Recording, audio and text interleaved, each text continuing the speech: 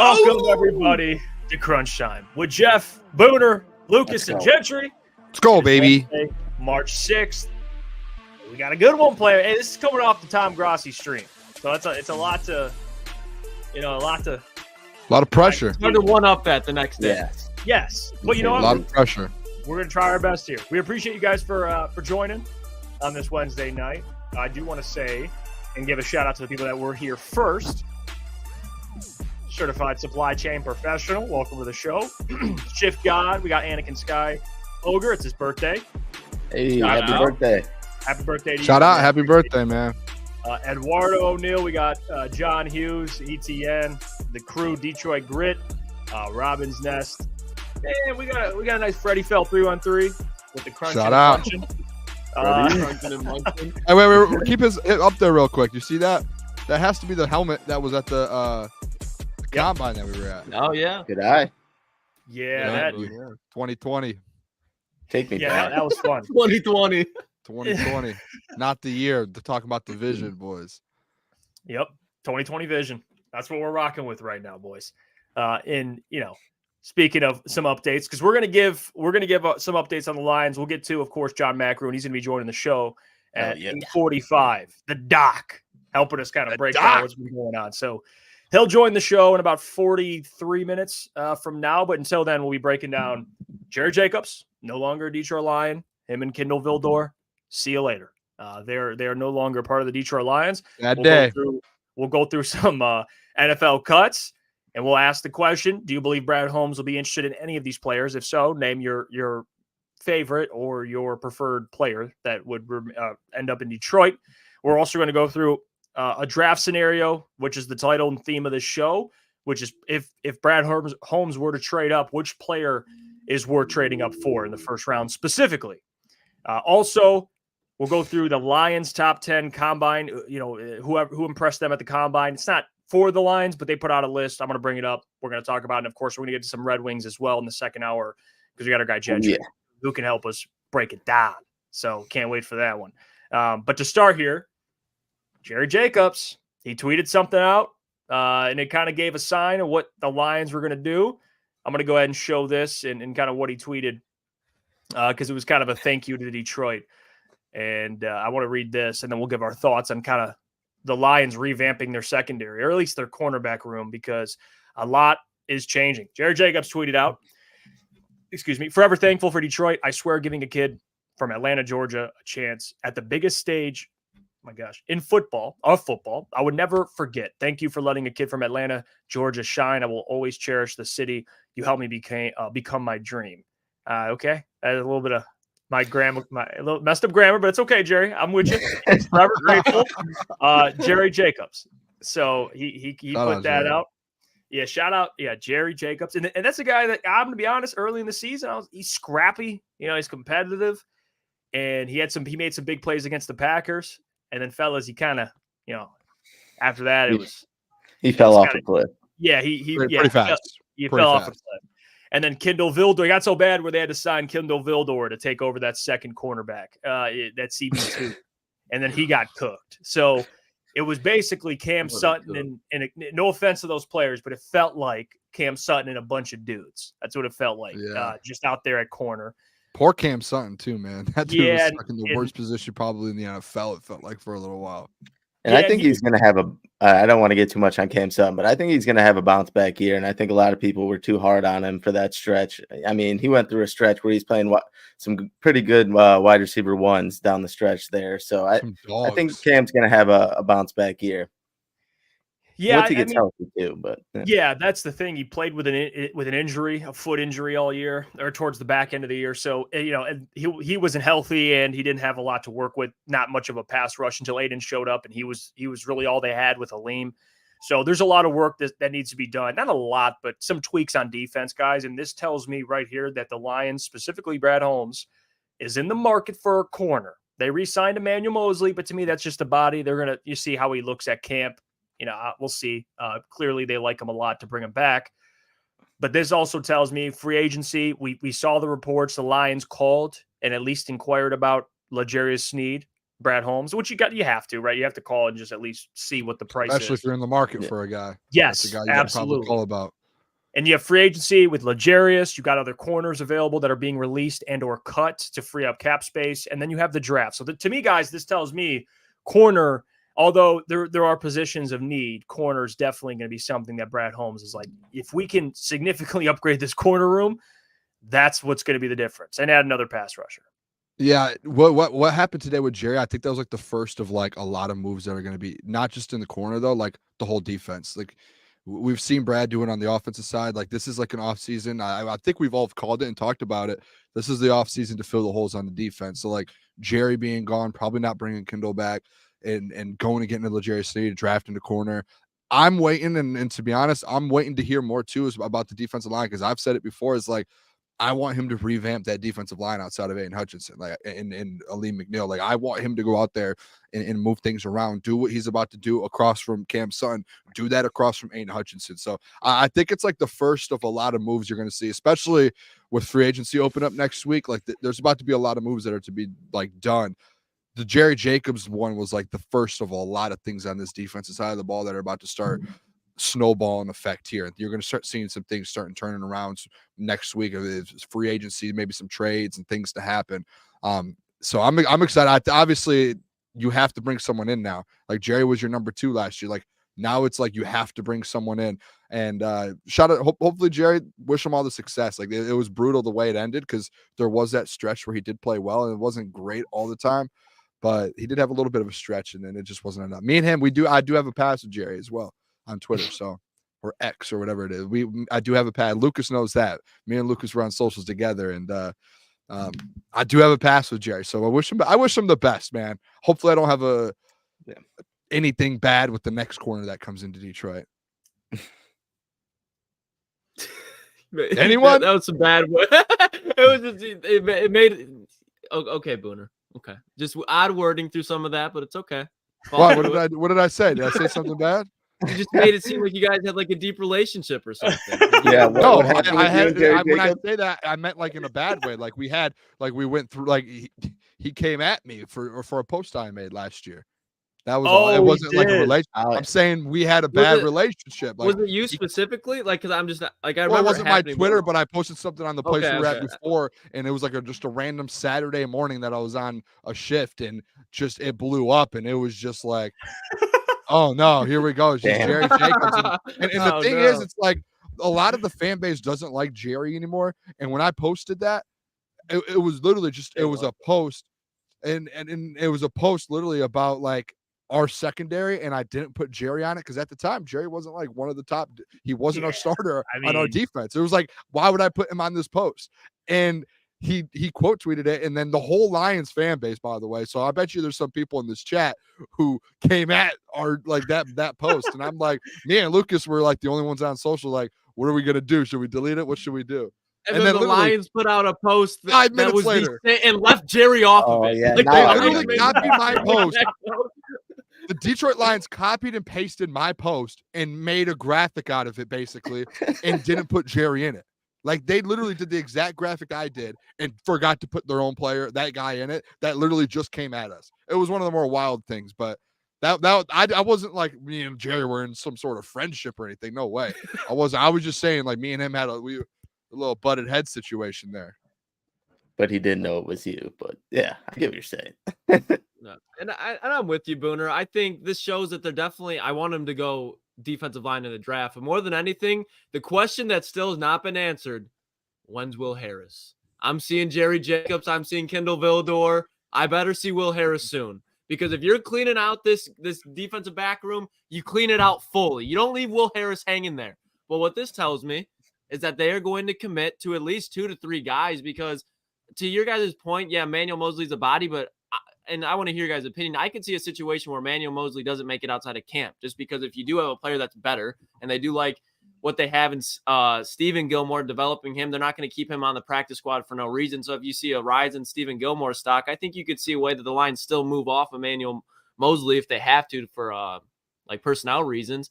But they're going to go full blown in at the cornerback position. I don't think Brad can ignore it. I mean, Jeff, you said guys were getting cooked. Guys were getting burnt, exposed, embarrassed. And at the end of the day, you gotta look out for your defensive coordinator and Aaron Glenn and help him out so that doesn't happen. And all signs are showing that that's the way that they're going to be moving. No, I like it too. Obviously, taking the angle to revamp the whole cornerback room and how big of a problem it was. But I'm kind of with Booner on here. I hope he keeps that same energy with the defensive line. Like, you need to go out there and get an edge that's going to help Aiden Hutchinson. So although I like this, because I don't believe Kendall Vildor or Jerry Jacobs are a cornerback too. So getting them off there and getting a real cornerback, maybe even one in there, is definitely going to help. But you still got to address the defensive line. It's not going to help when you're not getting to the cornerback, no matter who you have back there. Mm-hmm. Yeah, it feels like Will Harris. You guys remember those? You remember that, like the bomb shelters? You know, you'd go there and hide in case some shit was going down. It feels like Will Harris is like peeking his head out, and he's like, he's waiting. He's waiting. Like Guys, I think just until this whole thing blows over. I think Will might be a free agent because. Is he? Okay, that's my fault. On Spotrac, it says Will signed a 1-year, $2.5 million contract with the Detroit Lions. I'm guessing that was this last season. Okay. That's my fault. Then I thought he had one more year. Thank goodness. Then I debrief. That's my guess. I could be wrong because when I look at the NFL cornerback free agent list, he's not on there. But that could just be because he's so bad. Like he's been bad. He's a safety now. Remember he was or no? What is he now? I don't even know what he is because he just can't play either. He's listed as a safety. Now. He's listed as a safety. Yep, okay, let me go double check the safeties then real quick. But I'm pretty sure he's a free agent, which is good. As long as he's gone, that's all that matters. That's why you haven't heard anything. It's like he's a oh, here we go, Eduardo. Well, yep, he is a free agent. Well, it feels like he's a jack of all trades, but master of none. Like emphasis on master of none. It's like he's a safety. He doesn't even have a trade. What is his trade? It's like he's a great teammate, corner, but he's just I mean, you know. I'm just kidding. I don't care about that right now. You know, it's funny. It's crazy how the Jerry Jacobs kind of, I don't want to say like character arc, but how it kind of formed. Like I'm with Booner on that because early in the year, I remember me and Lucas used to talk about Jerry. We're like, we like Jerry, and I even made a reel of me sticking up for Jerry and being like, I think Jerry, you know, it's just him being solid and having a good year. And he like reposted it. I DM'd him. He's like, man, appreciate it. I'm like, I got you, man. Like, go ball out this year. He's like, I got you. So he goes, stay tuned. It's gonna be a movie. Or he said something like that. Oh, it was a movie, all right. Yeah, it was a movie, all right. That's a great film. Yeah, I would be locked in on a real film about someone's career like that.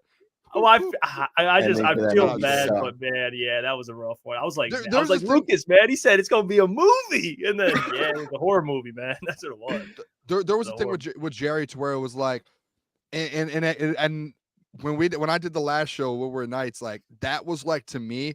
We had these conversations where he played very, very like he had a bad game, and I would say something on the night show, and we would say something, and other people would say something, and he would put a tweet out there, be like, "Okay, I see the people who are talking now," and obviously it probably wasn't at me, but the comments on Twitter and stuff, and then he would have a really good game, and it would be like, "Now who's talking?" And I would give it like you would give him his credit, and you'd be like, "Hey, decent game, like he's doing what he's supposed to do," and then he would be like, "Oh, now people want to talk good about." It's like, bro, like this is what the league is. Like it's our job to do that, first of all. And second of all, when you just do your job, like, and if you don't do your job, we don't have to talk bad about you.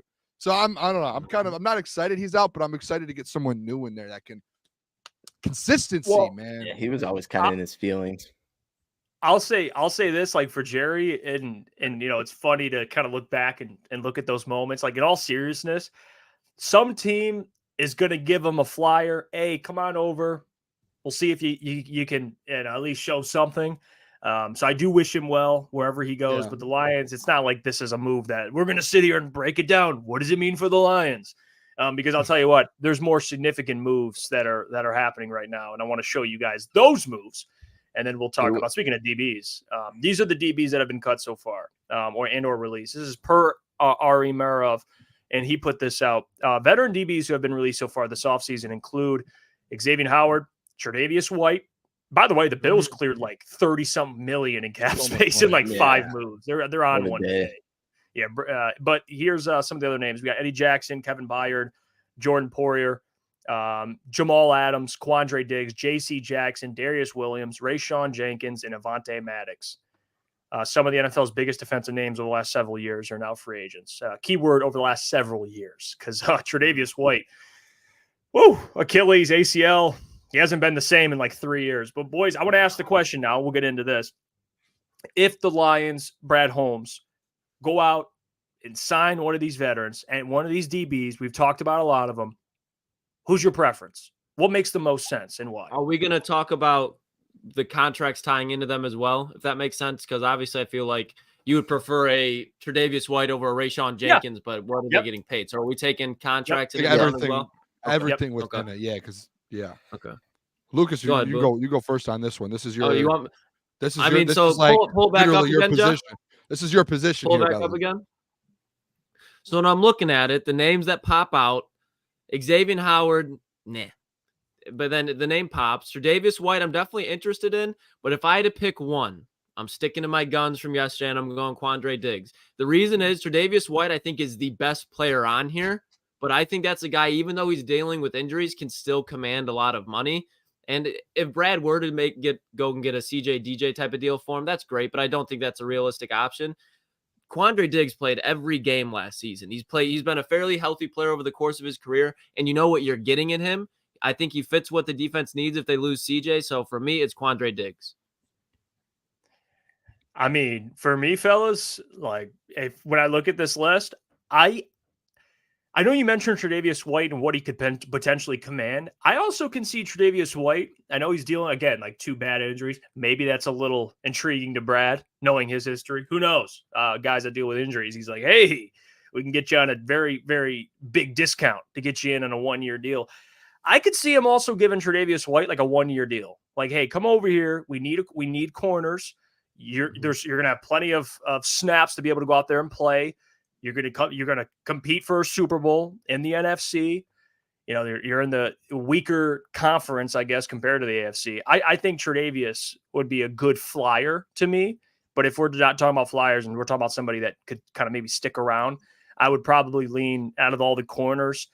Maybe a Darius Williams because of the connection. We talked about him yesterday. Jeff.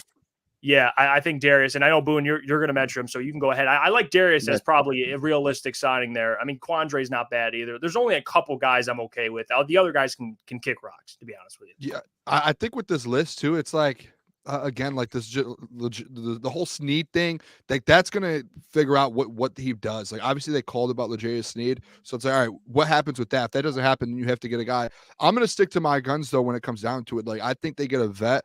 I think like Darius Williams, like you said, Jeff, those connections that we talked about yesterday with Brad and as well, is the secondary coach now in Detroit. Like, I do think that's going to be a factor. If you can get them a little cheaper as well, like I think that's all going to play into it.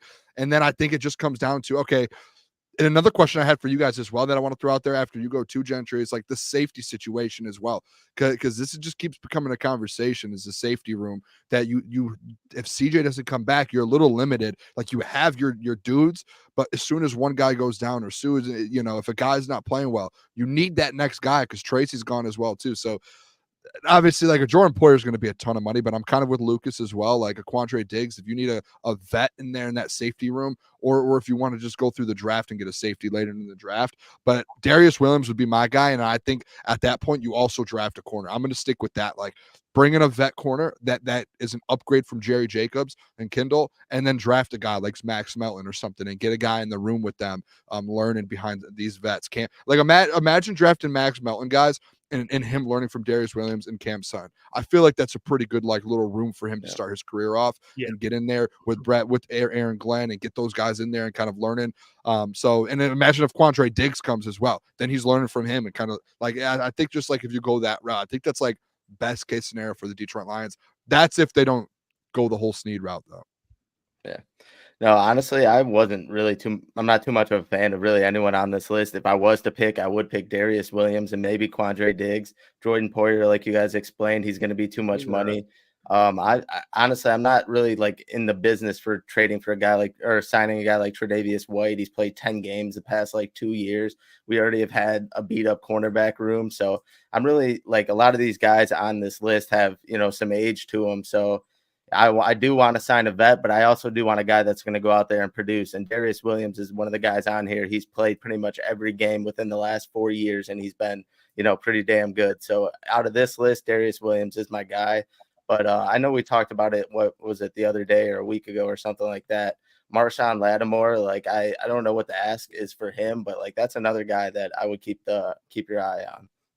And real quick, Jeff, I'm just gonna say, I know the conversation is too, the whole Tre'Davious White, the injury thing, and you've seen Brad bring guys in that are injured. I think we're at a point now in this rebuild and going forward to where I don't think you can sit there and like last year bringing Emmanuel Mosley in off of ACL. I just don't think you have that I don't know that timetable to be hey, we can hope maybe he's coming off an injury and he's good enough to play. We hope he bounces back. No, you need a dude now. And if we saw this year with Mosley, it's you lost him instantly because coming off an injury, when you have an ACL, it's easier to do your other one because you haven't been working that one out. So that's exactly what happened to where these injuries and guys who have been injured, I'm a little past that point with Brad. I get where Brad's doing, value wise, maybe you can get good guys off injuries cheaper or in a draft that drops. But I don't know about you. I'm past that. It's now we just need dudes who are going to be on the field and produce.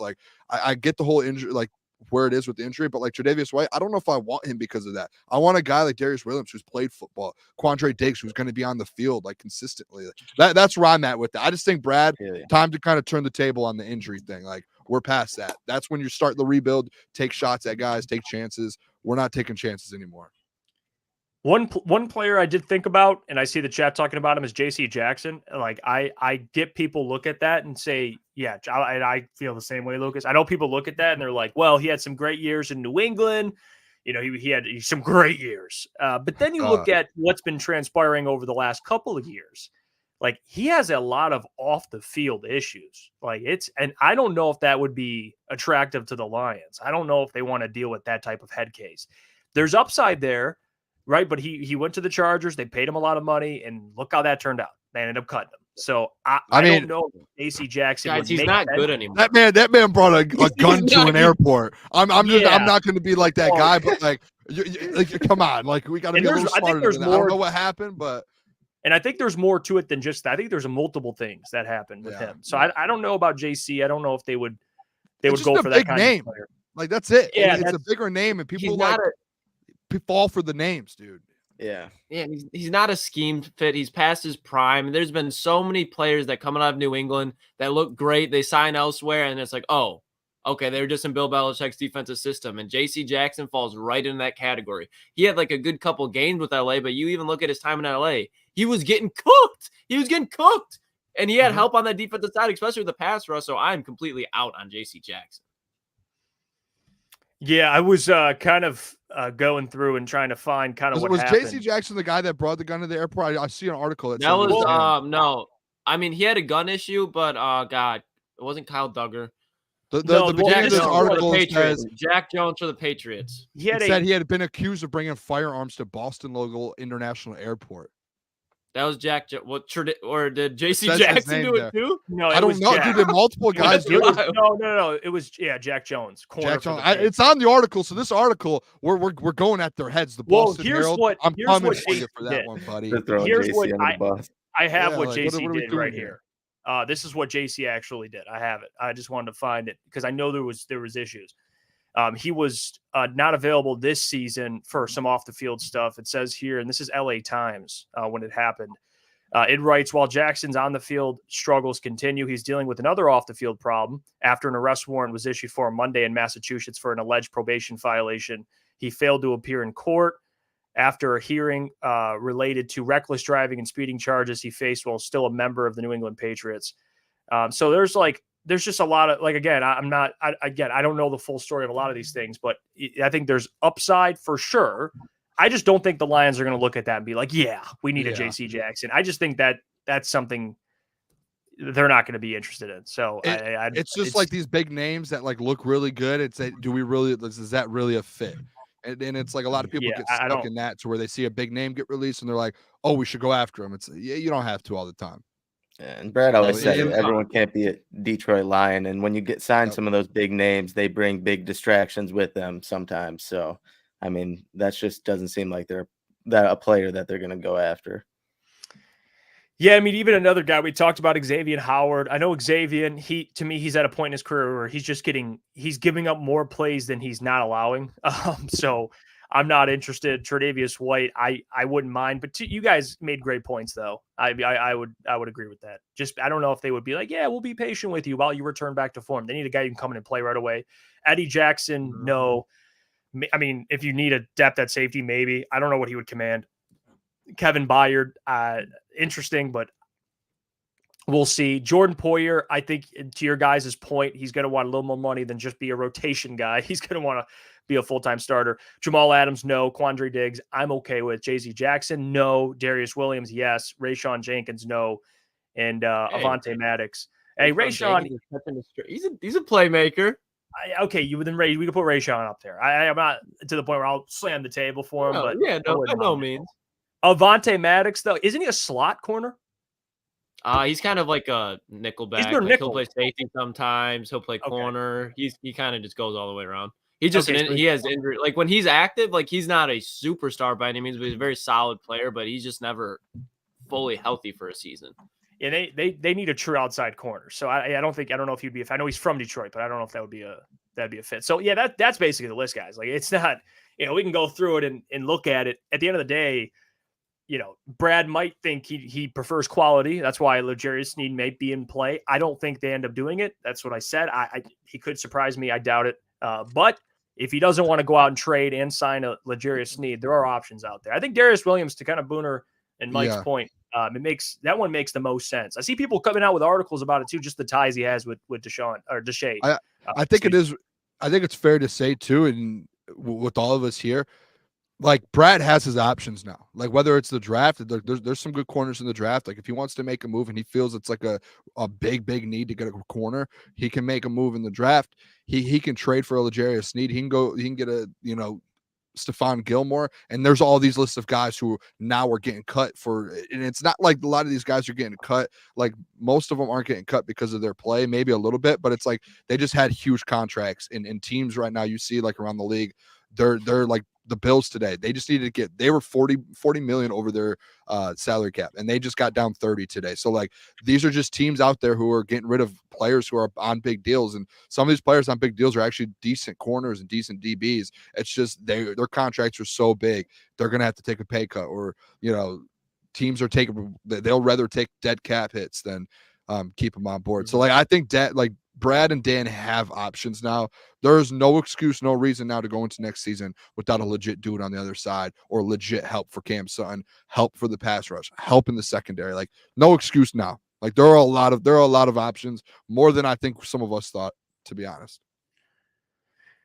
Yeah, I mean, I just you have to sign a corner and draft a corner. You just let go 2 corners. You re-sign Emmanuel Mosley. Like they need a couple corners, man, to come in and compete. I don't know the guy from the CFL. What is it? What is it? I don't know. I forgot his name. They signed or they met with a corner. I'm not sure if they signed him, but they do need a couple corners. So I'm curious.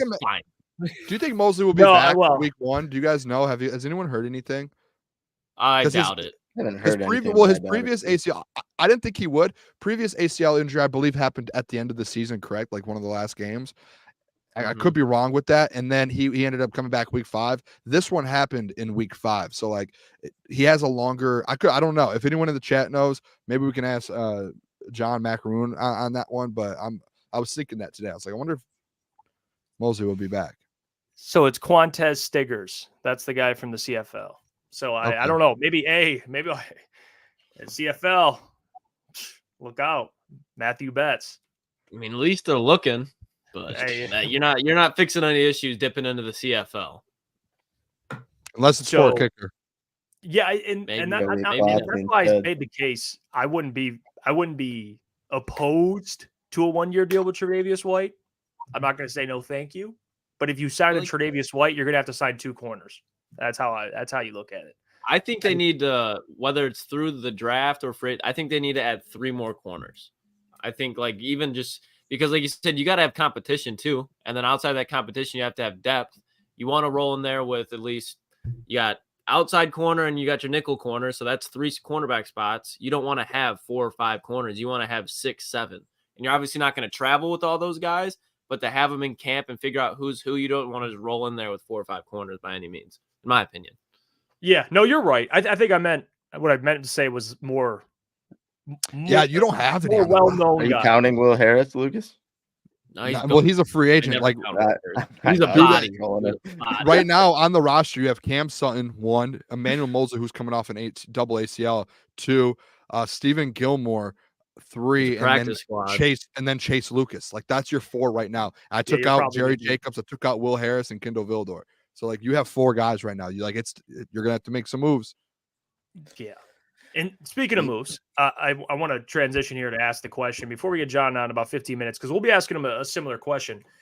If Brad Holmes were to trade up in the first round of the 2024, give me a name or 2. It's not just limited to 1. You can give me a couple guys if you prefer that you think Brad would go up and get. Realistically, right? Like we're being realistic about it, not just like, oh, Dallas Turner, that'd be great. Like, you know what I mean? Like, because you could go do there's like a lot of guys you could probably do. You could go get me Jared Vert. Like there's just guys that aren't going to be realistic. Yeah. Well, he did. I'm not saying it'll be Dallas Turner, but when I think of trade up, I think of 29 to 22. We've seen Brad go from 32 to what 12. Yeah. So but I guess so, but that's for, more so for a man with a torn ACL. Okay, all right. Well, no, I'm not saying in a bad way. I'm saying like he's willing to roll the dice. I'm saying that not to JMO. Like he went up 20 spots and took a man with a torn ACL. So if you have a healthy player there that he really likes, he's gonna go and get him. So it's like you can't just throw it out the equation, but for the sake of the conversation. Can I just say an obvious one? Yeah. I think Jackson Powers Johnson. I know we talked about it weeks ago, but if that guy, even if he falls a couple picks, I mean, you could see him trade up a couple picks just to get him, or like even if it's farther up. But I think that's just a guy that would complete your offensive line and kind of build it into the future. That's a guy that you're going to hold on. You have a lot of question marks regarding your offensive line in the future. So if a guy like him slips, I could definitely see it. And then I know Lucas is probably going to say this one, but I'll say it and then I'll let him cook. Jerzon Newton, I think, obviously on the defensive interior, I think if he's kind of there around the late 20s, I could definitely see Brad trading up and picking him. Lucas? Yeah, I mean, Jerzon Newton. And because I won't bring any players up just to save your guys' conversation if you want to say them. But when I look at Jerzon Newton trading up for him, and you can say the same thing with Jackson Powers Johnson, if Brad is trading up, it's not like I'm going to be, what the hell are you doing, Brad? But I hope it is not for a corner. Because if you just look at the hit rates compared to corners in the first round, compared to defensive linemen, especially at an elite level, hit, especially in the interior. So if you trade up and you go get that Jerzon Newton, we just talked about in the free agency conversations, if you can go up and re-up that defensive line, you don't really have to make the defensive backfield a whole concern as far as that's the priority. You get Jerzon Newton, you are solving a lot of problems down the road, not only in the defensive line, but in the secondary as well. So I just think it's the safest thing to do. And I don't see him busting whatsoever. Pause. I don't see a way that he busts. Yeah, maybe like an extra one on Double that. down on that. That's like a pause squared, honestly. Double down on what's the up, pause. I was to say this. My guy and my first guy was going to be Jerzon Newton. I think that's I'm pretty bought in on the first round. Either get me a defensive lineman, or if you're not going to do that, just go get like a wide receiver or something. Get I don't know, just go get me a weapon. That's where I'm at with it. I know it sounds weird, but again, the value wise, like Lucas said with corner, outside of Jerzon Newton though, to trade up like in Jackson Powers Johnson. To me, there's not unless you want to go up and get a Jared Verse and really trade up. I don't see him doing that. But into the 20s, 17 to 20, obviously, if Brad was to go corner at the end of the day, go get Quinyon Mitchell. If you're going corner in the first round, I keep seeing all these mocks, and it makes me very mad of Ennis Rakestraw. And I just keep seeing them. They traded up for Rakestraw, bro. Well, not trading up. Lucas, not trading up. I've seen people say taking him at 29, and I keep seeing these mock drafts. And these are people who probably didn't really watch the combine, who didn't we went there and we saw it. If you're gonna go corner at 29, Brad, just do me a favor. use a pick or two and just trade up and go get Quinyon Mitchell. Like, if you're going to waste the first round pick on a corner, go get one of the dudes in this draft, which is Quinyon Mitchell. Don't mess around nothing. We all four of us here saw him at the combine, and we saw Ennis Rakestraw. If I see one more mock draft of Ennis Rakestraw at 29, I will go absolutely insane. Like, I do not want to see him in the top 2 rounds anywhere going to the Detroit Lions. If you're going to make a pick in the first round for a corner, Jeff, I see your little hands. Give me Quinyon Mitchell. That man is going to be an absolute dog. I'm with you a little bit. He could be he could end up being the best corner in this draft class. Let me ask you this, Booner, before Jeff goes. Would you be, let's say, just as a hypothetical, Quinyon goes 13th. I think the Raiders pick 13th. I'm making up a team. But then Terrion Arnold's there. Because we've had discussions where I don't hate you guys for saying that Quinyon's the best corner. I personally think that Terrion is, but I'm not holding you guys. Like, I think it's a taste. So if Brad traded up for Terrion, would you have a similar reaction to if he were to trade up for Quinyon? I think Terrion Arnold I think he's obviously just like we talked about it on Friday when we were at the combine. Like, it's kind of 1A, 1B. Like, both of these, they're both dudes. I would prefer Quinyon Mitchell, but I don't really want to go up to like that high. I feel like you have to give up a ton to do that. So I mean, if Quinyon goes and you still, it's just like, dude, if you're gonna take a corner in the first round, go get one of the dudes. Don't settle. Okay. Like, don't waste the first round draft pick on. Like, I just think there's 2 corners in this draft that are legit. Like, Lucas, you convinced me Nate Wiggins is out of my picture because he's so small, and it's just, to me, it's like that whole size thing, like the way you broke it down makes sense. He's out of my picture. It's like, dude, when your first round draft pick, if you have a position set in stone and you have a big board, if you're going to go corner, don't go one of these guys that are bad. Go one of the top 2 and go all in on it. That's where I'm at, especially the corner position. But again, I'm all in on number 1 defensive line. Number 2, give me a weapon. I'll tell you what, fellas. I'll tell you right now. Talk to me. Let's hear it. JJ McCarthy. Whatever. I'll make the case for Jay. No, guys, if Brad Holmes is going to trade up, and you guys had some great ones. To be honest, I had Jackson Powers Johnson. That was a great one you guys mentioned. Even a Jared Verse, a Latu. I think those guys will go a little earlier, but I'm with Lucas on edges. If you're going to trade up and get an edge rusher, I'm all for it. Because he is correct about, at least if you're talking positional value. Hey, you guys know I like my positional value. I like the edges. I'll tell you what, though, if you trade up for a corner, give me Quinyon Mitchell. And I made this point before. Nice. I'm all for quality over quantity this draft. So I know Booner mentioned, I'm not sure what it would cost to move up. You mentioned a scenario where the Raiders potentially take them. Jump them. I don't care. Jump them. Go get a Quinyon Mitchell. You would get somebody that to me is the number 1 corner in this draft. He would be a guy that I don't think would take much of learning. I think he'd be ready to play immediately, day 1. And I think he's the best, like I said, the best corner, but one of the best defensive players. So I'm all for the Quinyon Mitchell trading up for him. If you got to trade up, kind of like do a JMO where you come from 32 to 12, or you go from 29 to 10, whatever it is, 29 to 11. Well, actually, did the Vikings pick 11? Yes. Where? Okay, because they're not trading out of that. But you get what I'm saying. Yeah, they have to trade up to go get a guy like Quinyon. I am all for it. Go get Quinyon Mitchell if you're trading up that high. Real quick, I did have a report too. I saw this. I meant to send it to you guys earlier. I know this is a little off topic. This is a little curve here. Right, I saw something that said JJ McCarthy, because I know yesterday on the show I kind of guaranteed, or it was the day before, I guaranteed JJ to go top 10. Saw a report today that said JJ is not going to make it past 11 in Minnesota, especially if Kirk Cousins leaves. And a lot of teams are going to be looking to trade in front of Minnesota to get JJ McCarthy. Like teams behind them that want him, maybe the Broncos. Like, so that just kind of a little more solidifies like that top 10 kind of conversation that I was having, JJ to go top 10. I'm sorry, that was off topic, but no, I forgot to send it. We were talking the draft. And no, I completely agree with that too, because we kind of talked about already, like the Oaklands, the Pittsburghs of the world. And let's say Miami, they're going crazy like Tua. You're not the guy we want for the future, but we'll keep you around for another year. Let's go trade up and get JJ real quick. Like there's teams that could really see themselves. Denver even, you know what I mean? Like there's no way he doesn't fall out, and it doesn't even have to be a team that's in that top 10 right now. And I did see FanDuel updated his odds. I want to get the exact number, but he's favorited to go to the Giants now. I don't remember what team it was before. I want to say it was like the Broncos or the Vikings maybe, but Giants are perfect. That was exactly No, they are because not. he gets to sit. I don't think they're perfect. That's The Giants are perfect because they would have to. He would be able to sit. That's why I think it works. And I think Brian Dable, they've had enough of Daniel Jones.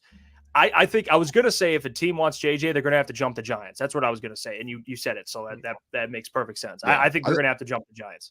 And the Giants are sitting at 6 too. So that top 5 thing, boys, that might be a play. That might be a play. Yeah. If I'm the Giants, I'm looking at my roster. I have Darren Waller at tight end, who's never healthy. I'm losing to Dory Jackson. I don't have a single wide receiver that I can feel confident about throwing to consistently on a week-to-week basis. Like I said, he lost Saquon. They need weapons both offensively and defensively. So if they take JJ, I shouldn't say it'd be a terrible fit, but who's he going to throw to? Who's he going to hand the ball off to? Who's blocking for him?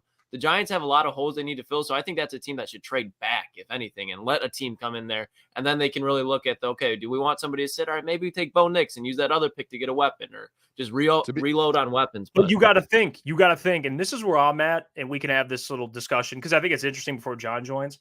I don't agree with this roster's not ready for a quarterback. I've never agreed with that, because I don't like the fact that me as a franchise, I'm going to pass on a potential franchise quarterback because we need to build our roster up. And you get where I'm saying? Like that, if I'm the Giants, you have no guarantee you're going to be this bad next year. Assuming they improve. So if you have a top 6 pick, you have to at least think, is Daniel Jones, is he good enough to be the future? No. Okay. He stinks. He has a 1-year deal. He has 1 year left on his deal. To me, you draft a quarterback to have more picks. It's a deep wide receiver class. You could get a Malachi Corley. You could get a Xavier Legette in the second round. Like they could go get another wideout, and they do need offensive line help. You're right. That's just where I'm at. Like and it's not just you. I've seen that with the Patriots. Like, why would the Patriots draft a quarterback? Are you kidding me? Here's my pushback. Oh, go ahead. Go ahead, Booner, because I'll reply after that. The one point I want to make with that, and kind of on your side a little, Lucas, because I do think like they do need to, like, the Daniel Jones situation's almost dead. Like, you've seen what it is. They paid him after one good year. In the years before that, he was injured and he was struggling. Like they went pretty hard after one good year, and now you see he was injured for a whole nother year. So I'm with the JJ thing, but a lot of the mock drafts that I see, it's Roma Dunze that keeps getting mocked at 6 because they feel like they can roll with if they feel like they can roll with Daniel Jones, like Lucas is saying, and they just need to start stacking up weapons. Like this is, and you say it all the time, Jeff, like this is a loaded wide receiver class. So if you're at 6, you can get one of the best in the class, and these top 5, top 6 receivers are going to be dogs. But then that's the opposite. It is a loaded wide receiver class to where if you want to go JJ McCarthy and move on from Daniel Jones, you can still go get Xavier Legette in the second, or you could trade up and you can get Keon Coleman, who just dropped into the second round potentially. You can get him in the second. Like there are guys that you can go get if you want to trade back in and get Ladd McConkey. Like they're in the perfect scenario. They kind of have the draft in their hands right now to where teams are going to try and trade in front of them. They're able to make a little bit of moves, I'm sure. Like I'm not, no, sorry about that, Lucas. Go ahead. No, you're fine. Here's my thinking. It's not just for the Giants. We can use the Patriots and just any team. And Jeff, you say it more than anybody. Situation matters. We all agree that JJ, he's going to need some development, right?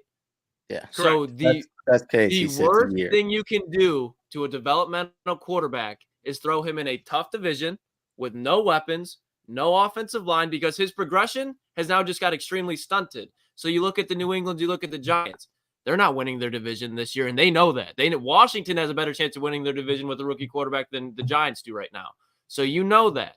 So you're going to be probably in the top 10 of this draft next year. Same thing for both teams. So why would you not add a Marvin Harrison, a Malik Neighbors, when now you're back in the top 10, and now that rookie quarterback you want to bring in has better weapons around him, better offensive line, and now a true weapon to throw to, where now they're in a better situation. So it's like, I'm not saying that the Patriots or the Giants would be idiotic, but I think for the long run of what they want to get out of a quarterback, it is a little bit smarter to be like, yeah, we're going to suck again this year. But for the Patriots especially, everybody knows it.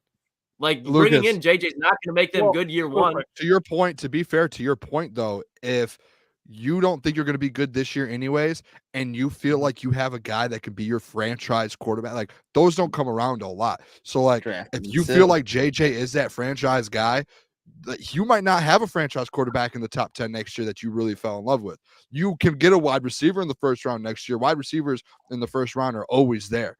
But franchise, we're talking about franchise quarterbacks. If they truly think JJ is their franchise guy, if you think you're going to be bad again, take your franchise quarterback, take the sit just like you would getting a receiver, take the L, and then go get a weapon next year in the draft or go trade for a weapon. Like, I think it would be more so smarter to get your quarterback if you feel like that's your guy, like interviews and everything. You're like, that's him. It's just, I think it's so much value with that pick where think about how you guys are bringing up taking a receiver later. Think about taking a Malik Neighbors and then second, third round, you take a Michael Penix. And if he doesn't work out, okay, you spent a second, third round pick. You're not good. You're back in the top 10. I think the Giants and Patriots, without a doubt, next year will be in the top 10 of this draft. And there's going to be 2 or 3 quarterbacks that you can take. And you can trade up and get them. Like the Patriots still might be picking one. I don't see a path. You have to waste draft capital to go up and hope there's a quarterback that you're in love with. If you're already in love with JJ, it's risky either way. I just think building a better system is intelligent. But that's just my opinion. I don't think you guys are far gone. Like, I'm not gonna be like, oh, you guys are stupid. Like, nothing like that. I just disagree. Well, we can welcome in our good friend John Maakaron to the show, to the program here. John, welcome in. We appreciate you for joining us. Publisher of All Lions, host of the Detroit Sports Podcast, good friend of the show, and somebody who's going to be coming on every single Wednesday at 8:45 sharp to break down Lions news. John, we do see us having a little bit of the JJ conversation. I want to ask you, you know what? We'll just ask your opinion on it because I'm curious. We had this conversation with you about JJ. We know how you feel. What do you think about the argument for the New England Patriots or a New York Giants, where it's like, you're not ready for a franchise quarterback? What's your take on that narrative? You're not ready for a franchise quarterback. Yeah, absolutely, fellas. How we doing? Look, let me crack a beer. It was a long day of work. There we go, John. Let's go, John. Come on. Hey, the Mountains are blue, baby. Yeah. Oh, let's go. Okay, boys, what do you got against J.J. McCarthy? You want to send him to New England, where it's the Patriot way, where he can't talk, he can't post on social media? Hell no. And then you want to send him to the Giants? Good Lord, their offense is antiquated and backwards. I would hope that he lands with the Vikings, because you then have an opportunity to see what he's all about in the division and go for it and go for the gusto, because you really have a quarterback that has a lot of the intangibles, but you don't know yet about his passing prowess and how he's going to handle a violent defense like the Lions. Hell no, you're not going to send him to the Patriots or the Giants. I hope the best for J.J. McCarthy. He did a lot of good things for Michigan, but a lot of unknowns. But someone told you guys intangibles, and then all of a sudden you start hearing he's a top 5, maybe even a top 10 draft pick. A lot of teams are going to want him. Hey, John, I put a guarantee yesterday that he's going to be a top 10 pick, and potentially I put a guarantee top 10. Watch out for him to be in the top 5. So I'm locked in on that. What do you got? Yeah, absolutely. Yeah, I'll start us off here then real quick. Want to ask you this, John. I don't know if you were getting right into it, but hey, one of the biggest thing, at least for me, that I've seen the last 2 or 3 days with the Detroit Lions, is this whole corner situation, the DB situation.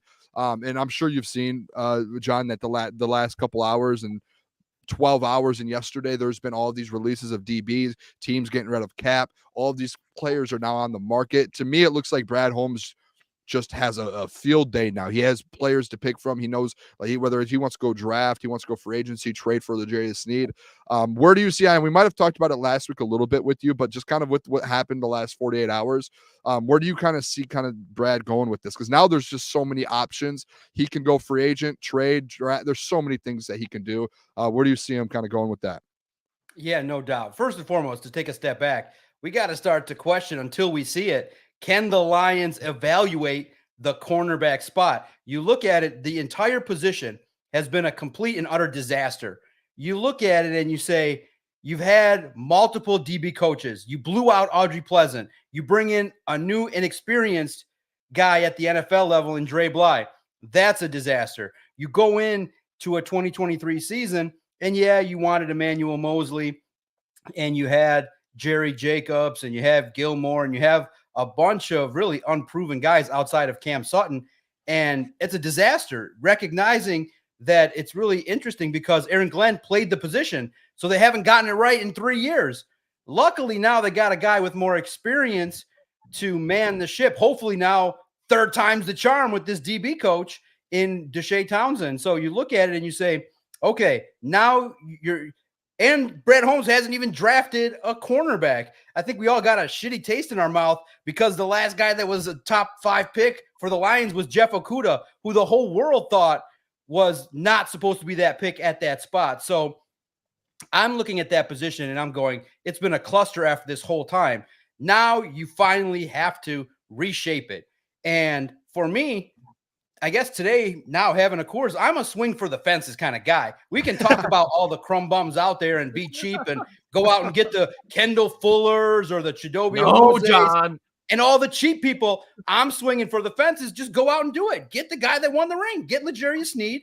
Pair him with Cam Sutton. If you look at his numbers, look, in the end, if you want to shore up a need, why would you go out and get all these other guys? That list that you guys put up there made me want to barf. You could have just put Detroit Lions next to them because the level of play of those guys are B minus C plus at best. Go out and get the A plus guy and take a swing. I don't believe that the risk for L'Jarius Sneed, if you offer, look, you're going to hear second round pick, 20 million. But if you offer a third round pick, you have an extra one, and you offer some picks next year, your opportunity, I think the risk is, not as high to sign a L'Jarius Sneed and go out there and take care of business. And then that just makes and look, you guys, Gentry, you're a Red Wings fan, and I've been saying it on multiple podcasts. The signing of DeBrincat gave so much hope. It brought a level of seriousness, like, whoa, it's time for the Red Wings to make the playoffs and stop being a delinquent franchise and getting back to where they were. You go out there and you swing for the guy and you get him. That sends the message to everybody, okay, now we got the position. Yeah, you could talk about Mitchell, and I'm listening to everyone talk about him. He's great for sure, but he's a rookie. And you're going to expect him to stop the likes of a Patrick Mahomes in the Super Bowl if it's the Lions and the Chiefs. Come on, man, that pressure's a little high. It's a lot of high expectations for a rookie. Go out and get a proven guy that's got the swagger, that's going to come in here and handle business. Swing for the fences. Yeah, John, you kind of talked about getting to the Super Bowl, and the thing that kept the Lions out of the Super Bowl this year was drops. And you didn't expect it to happen. And we went to the combine and we saw all the wide receivers run. And we even talked about before the show that this is a loaded wide receiver class. So after watching this combine, is there any receiver that jumps out to you that you think Brad will either make a move for earlier in the draft or just anywhere through the draft? Do you think there's a wide receiver that Brad likes post combine? Oh, absolutely. I'm going to knock two stones. I know what you guys were talking about trading up. Man, Brian Thomas did some things. I thought that if you're going to move up into that 14 to 16 spots, go out and get Brian Thomas. He lit it up and did some things. I look at the wide receiver spot and I say, man, are you going to go out there and actually do it? Go out there and target a wide receiver in the first round. A lot of people would be talking about it because of Jamison Williams, what that means for Amon-Ra St. Brown. Go out there and swing for the fences. Grand slam, if you're going to really hang your nuts out, why not Marvin Harrison? Go up to number 5. Oh, God. Why not swing for the fences? Hang your nuts out and go, hey, why not? He's the best player from lineage. But, I mean, obviously, guys, we're having fun and we're talking dream scenarios. More realistic scenarios, you look at, opportunities for the Lions on offense. I see more offensive line than I do wide receiver. But, you can never discount Keon Coleman, a guy that I think kind of showed himself out, is at Breslin right now as we speak, enjoying himself some Michigan State basketball. So in my mind, I would love it if they went out and got a Keon Coleman, added a wide receiver in order to boost this offensive line. I even put a mock draft where I had two offensive players in the first 2 rounds. Take a swing and go for it. Or if not, maybe a guy, I don't know if you guys can talk about it because you left the combine early, but Xavier Worthy, if he's there at 29, pure speed, baby. Now you got speed demons and Xavier Worthy and Jamison Williams. Look out, man. Real quick, imagine the Marvin Harrison, Amon-Ra St. Brown duo. That would be Jahmyr Gibbs back there too. Sam Laporta. Oh my gosh, I'm sorry. And then J-Mo. Yeah, I gotta stop. I have to stop. Ben Johnson running that. Oh my God. Dream, baby. Why not? Don't do that to me, Doc. Come on, man. The 4th or 5th pick, and all of a sudden you announce a trade, and it's the Lions with all the options. God. I think you would have a citywide party on Woodward, in man. Detroit. In Detroit. Oh my gosh. Hey Doc, just because you brought up his name, and because I would honestly, and I know it's trust Brad, but if the Lions took Xavier Worthy, I think I would a couple veins in my head would pop just because he's undersized. You already have the speed with J-Mo, and he's obviously going to rise after the combine, so his value is going to be higher than it needs to be. Do you think that's like somebody they're actually looking at? Just make me feel a lot better about this situation, please. No, look, I think when you look at position of need, I think the first thing you're going to look for is an edge rusher. I think that clearly there's a lot of need to boost the defensive line in the interior as well. So we're talking luxury here, and Brad Holmes could do anything. But, it's all going to depend on how the draft plays out. I look at it and I say that there's a lot of really intriguing options at 29 if they stay. I'm curious, would they decide to move out of that spot, in terms of having everybody wait and then you move down and add more assets? But I'm looking at, Darius Robinson in that mix if you're going to want to make a trade. You look at a lot of these players that are out there, Latu from UCLA. You look at a lot of these edge rushers and you go, okay, there's some depth there if you even want to go later.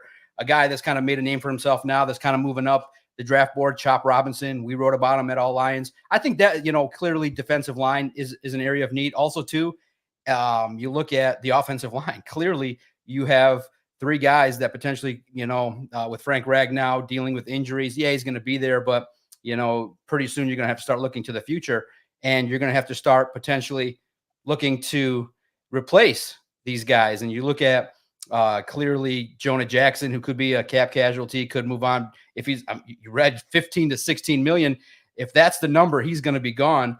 You're not going to find the Lions paying him that much. So I look at, a lot of opportunities to be happy and satisfied. There could be some shock value and some, swagger from Brad Holmes. But I think if you can go out and you shore up that offensive line, I think that would be great. And I think now you're seeing the latest round of mock draft from the beat writers. Many people like Jackson Powers Johnson. I think he's the guy that kind of feels like the Brad Holmes guy. But I would think that you would probably rank it in terms of where I think it's going to go. It's probably a toss-up between offensive line and edge. And then, then you start looking at cornerback and then on offense. Okay. Right on. John, thanks for joining us again. Appreciate you. Danielle Hunter, he still hasn't been tagged yet. I just really want to get your thoughts on him. And do you think that's a realistic target that the Lions could go after here in a few weeks? Yeah, free agency, guys. It's the best time of year.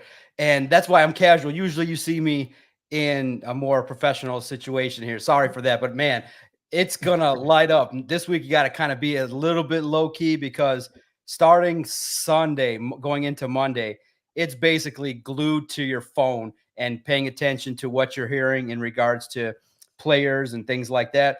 You look at it and you say, there's a lot of good defensive players that are out there. Yeah, Danielle Hunter, though, you look at a veteran, would have a lot to offer. I think knows the division. I do think that they're going to kick the can on a lot of different players. You're seeing, in terms of names that I wrote down here, the edge from Houston, who had 12.5 sacks, Jonathan Greenard, I think is spectacular, would be a great addition. Christian Wilkins, the defensive tackle, I think would be also an interesting opportunity here in Detroit. Looking at guys kind of in that 27 to 30 years old range, looking to prove themselves. But Danielle Hunter, man, he's been a guy that's, had a storied career, knows what he's doing. And again, it's all going to depend on his asking price. And you don't want to kind of get into a bidding war for a veteran, especially when you got guys on the team. I'm curious to see how Broderick Martin's going to develop. I'm curious to see in the draft if they end up adding a little bit more talent depth, a name to pay attention to. Chris Jenkins really wowed himself, and many people out of Michigan really praise him and think that he's going to translate well. Day 2 pick potentially. So you look at it and you say, in a lot of these positions we're talking about can either be handled in the draft or free agency. So the blessing is after next week, when the free agency period starts, it'll definitely clear up our draft talks because we'll know exactly where the Lions kicked the can and where they made some investments. And I hope they do. I'm glad to hear that they kicked an opportunity with L'Jarius Sneed. I think that's great. You're hearing that they're interested among the 7 teams. And you look at it and you say, man, there's an opportunity for this football team to get better on defense. And they made their first step in 23. Now you take another step in 24 with Aaron Glenn coming back. Man, that's just, it's exciting. It's a great opportunity, man. And Danielle Hunter, I think he would be an asset at the same time, but I'm looking more younger and man, I would love a young defensive lineman from the draft.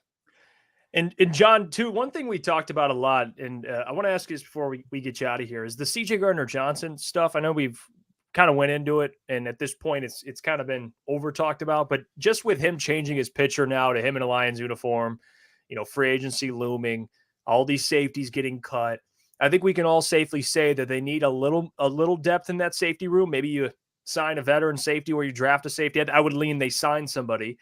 Who would be some names to you that are intriguing? We talked about Quandre Diggs yesterday, or do you think they bring back a guy like C.J. Gardner-Johnson? What are your thoughts on kind of the safety room heading into free agency? Not that they need a safety, but John, you got to get a body in there. Yeah, I think the best option, if you look at it, is C.J. Gardner-Johnson. He knows the system.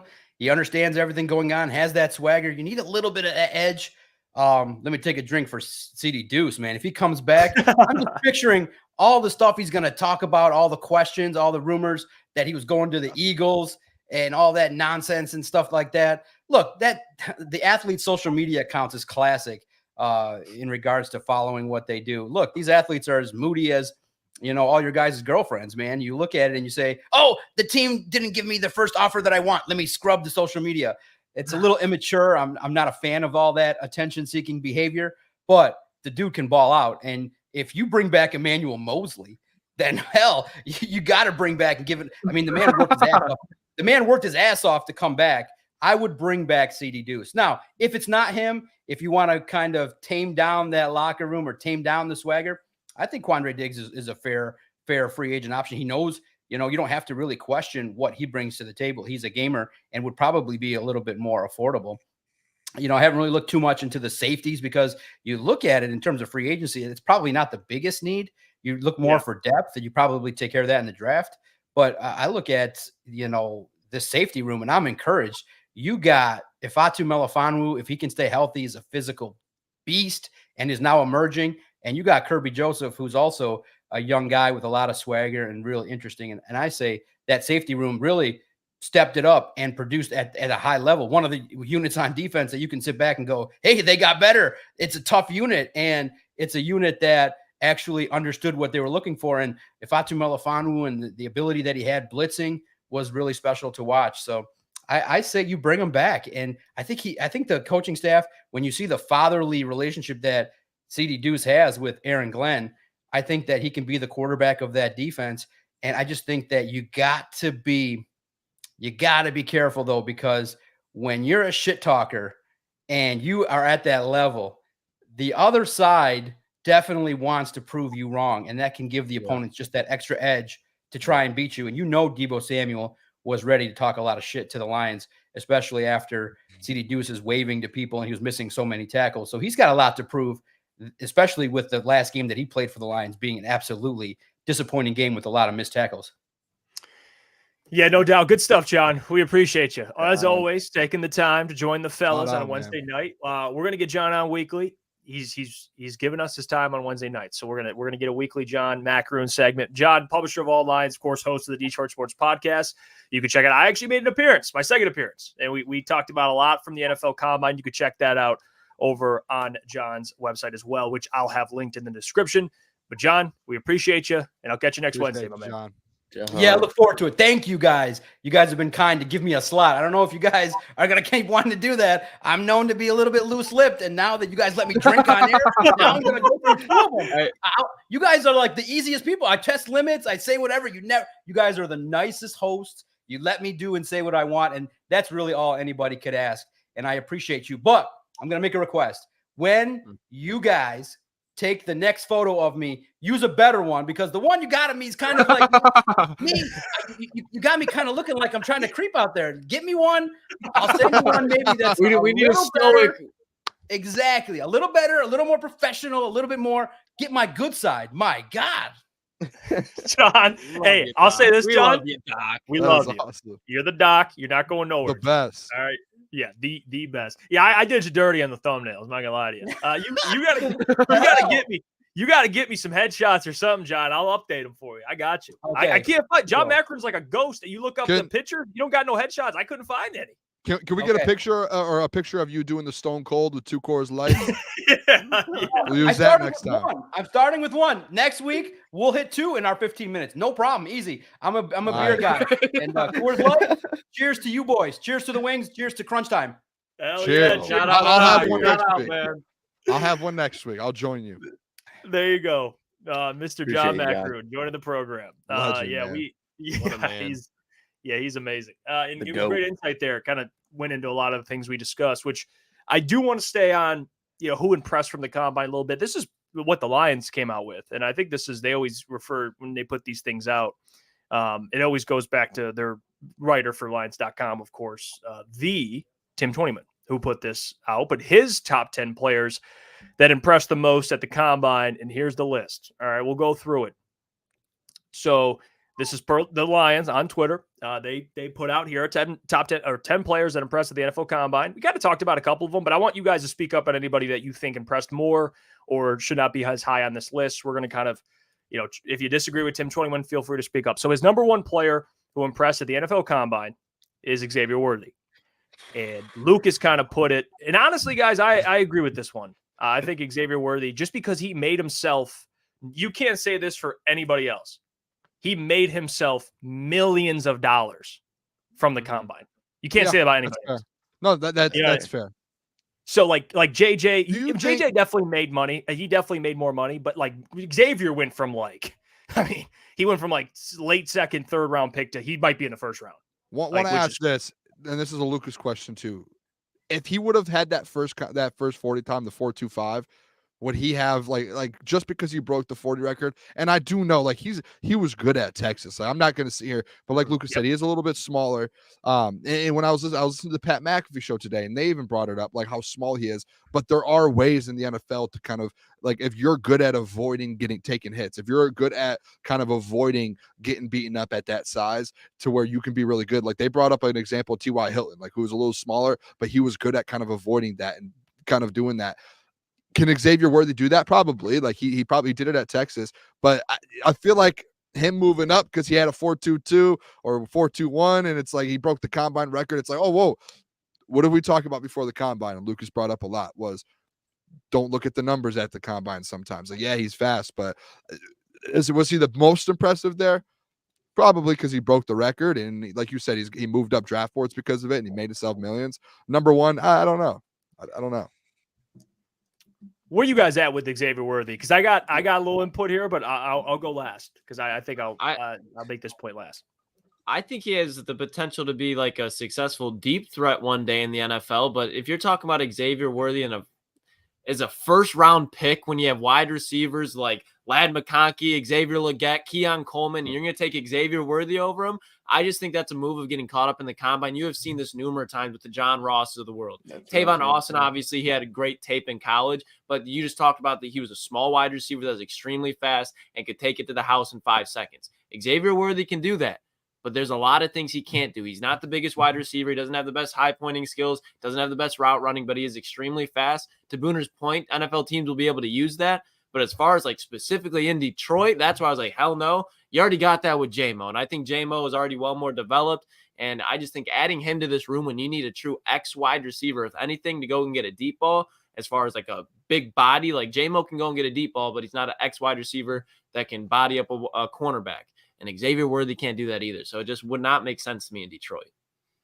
Yeah, I agree with everything you just said. And I don't think this is actually who he thinks is going to go to Detroit by any means, just who impressed him. But for all the things you said, we already have J-Mo, and Xavier Worthy is undersized. He doesn't run the best routes. He is a great speedster, and there's no saying that he couldn't improve on his route running and some catching things. But like you said, there's a lot of depth in this draft. And if, you're going to go wide receiver, I still think you can get guys in the later rounds that could be just as good and as not maybe even better than him.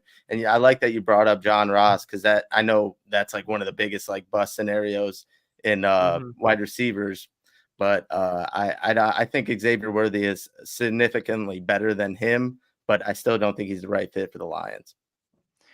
Yeah, I wouldn't say he's a fit for the Lions, but I do think he'll have a way better career than John Ross, because John Ross, if you guys remember, he had one great year at Washington, and a lot of that was, he was, and again, he was the fastest human to ever participate in the combine until Xavier Worthy. But Xavier Worthy to me is more of a complete wide receiver, and also he has more data on him actually being good.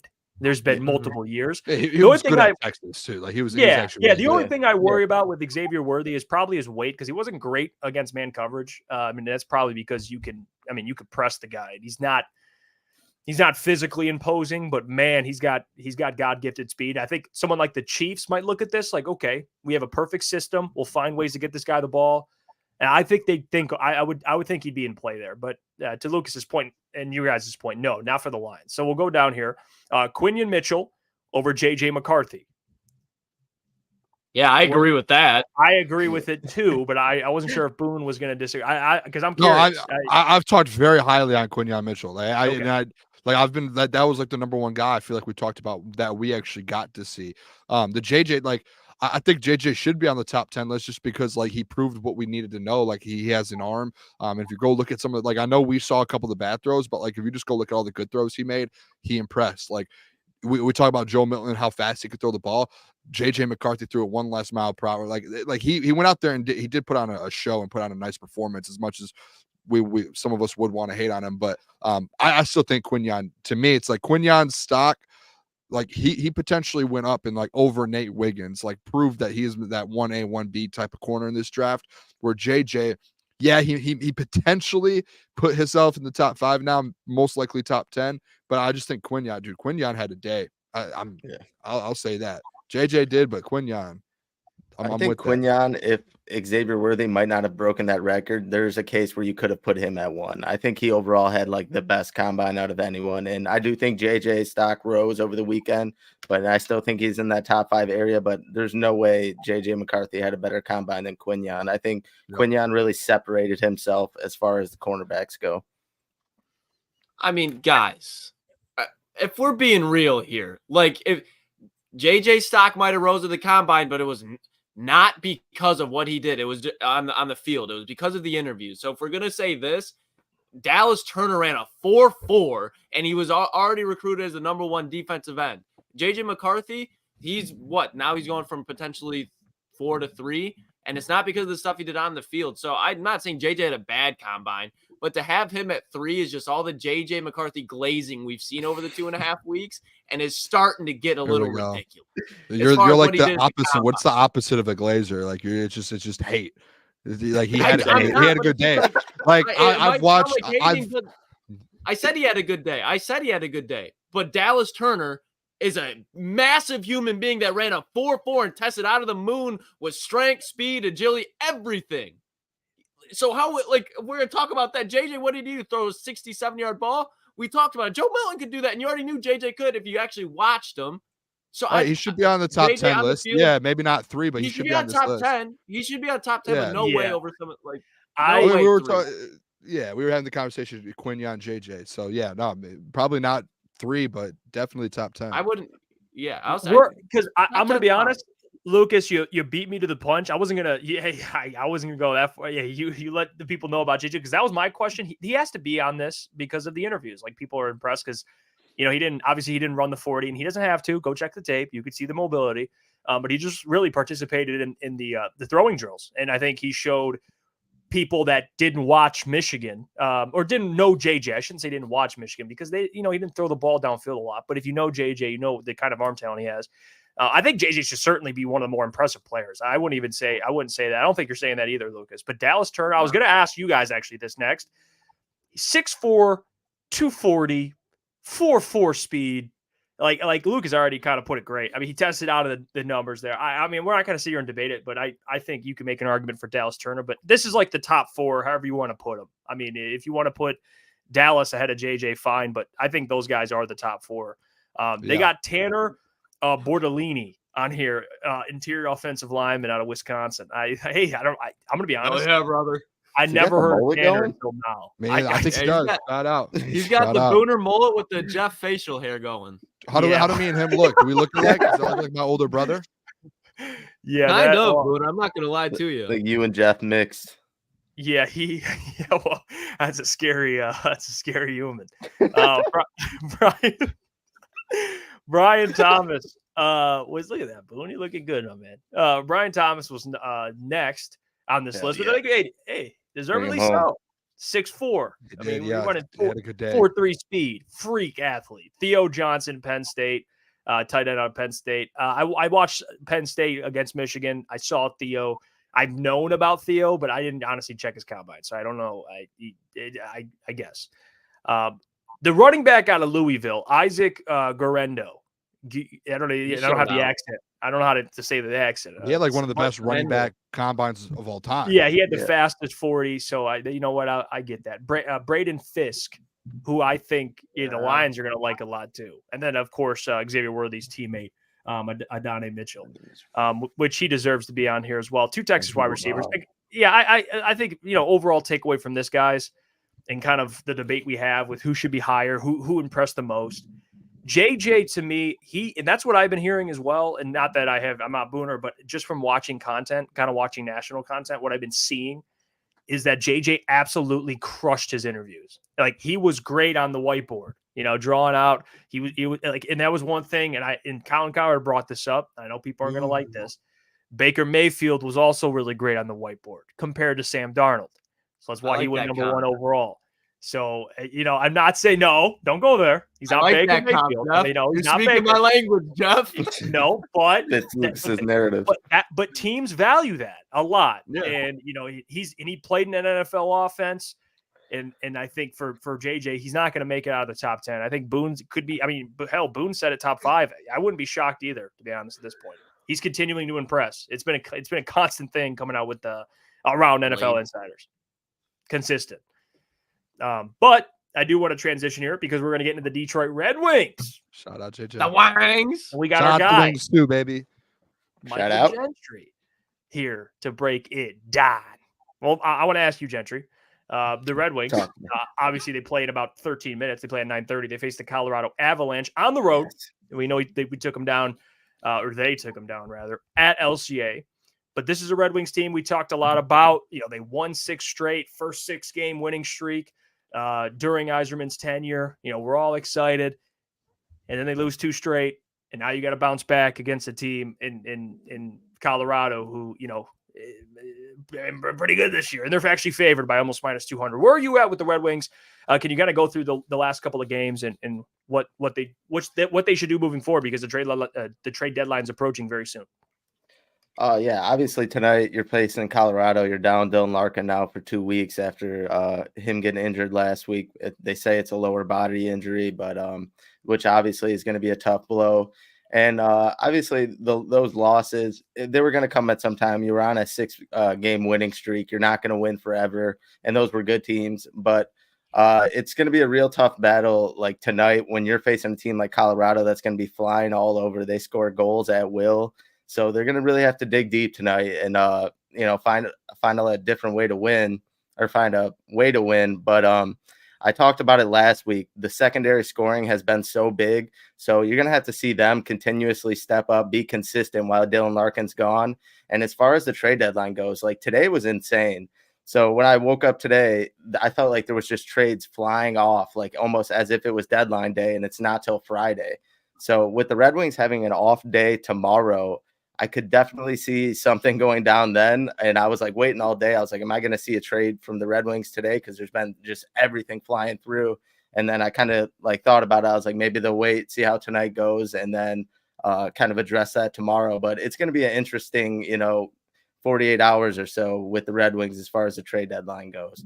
They got I think they're going to make a run at a defenseman, but it's interesting to see they have Jonathan Berggren, who's obviously his contract extension kind of went out the window, and he's not really looking into that anymore. So it's going to be, I'm curious to see if they move on from a guy like that and kind of add some depth at forward, maybe a center. But yeah, it's going to be interesting. Do you think Gentry, and I heard this on the radio the other day, is Edvinsson or Casper going to get moved up here with the trade deadline coming up? If they don't make certain moves, I still think they make a move for a defenseman. I think Edvinsson, like I said a week or so ago when we talked, he will be up maybe with like the last 8 games of the season. You don't really want to waste a contract year bringing him up right now, even though like I'm all for it because I know he's NHL ready and he can jump in and he would be a step above some of the guys we have out there, but I still don't think they waste the contract year on him. But I do know one thing: he is NHL ready, and he would be a definite improvement over some of the guys we have out there. And he can really play both sides. Obviously, he's a huge guy. He's defensive. He's physical.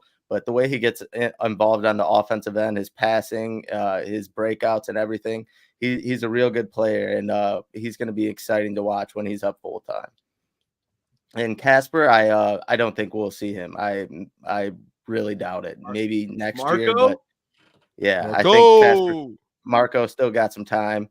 I mean, I don't know. They are kind of banged up at the center position, and he's playing great in Grand Rapids. But I think a guy like him, you kind of just want to wait it out. And he's taken a tremendous step forward this year in Grand Rapids, and he stayed healthy. So that guy, I would think you would see more of him next year, if maybe the year after that.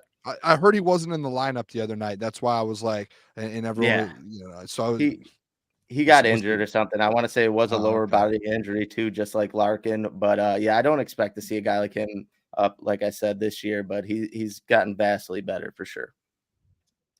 Gentry, I appreciate you donating your time for this Red Wings segment. My question to you. So we talk about, and you've kind of enlightened me on this as well. You've taught me a lot about hockey over these last couple of weeks. When NHL playoffs, if a team's hot, they can make a run. It's not like the NFL or the NBA where it's like you kind of know who's going to win going into the series. For the Red Wings to do that and make a run in the playoffs, what do you think they need to do personnel-wise or just the way that they play the game? What do you think needs to happen? I would just say stay consistent how they've been really these last 2 weeks where everyone's getting involved, every line's scoring.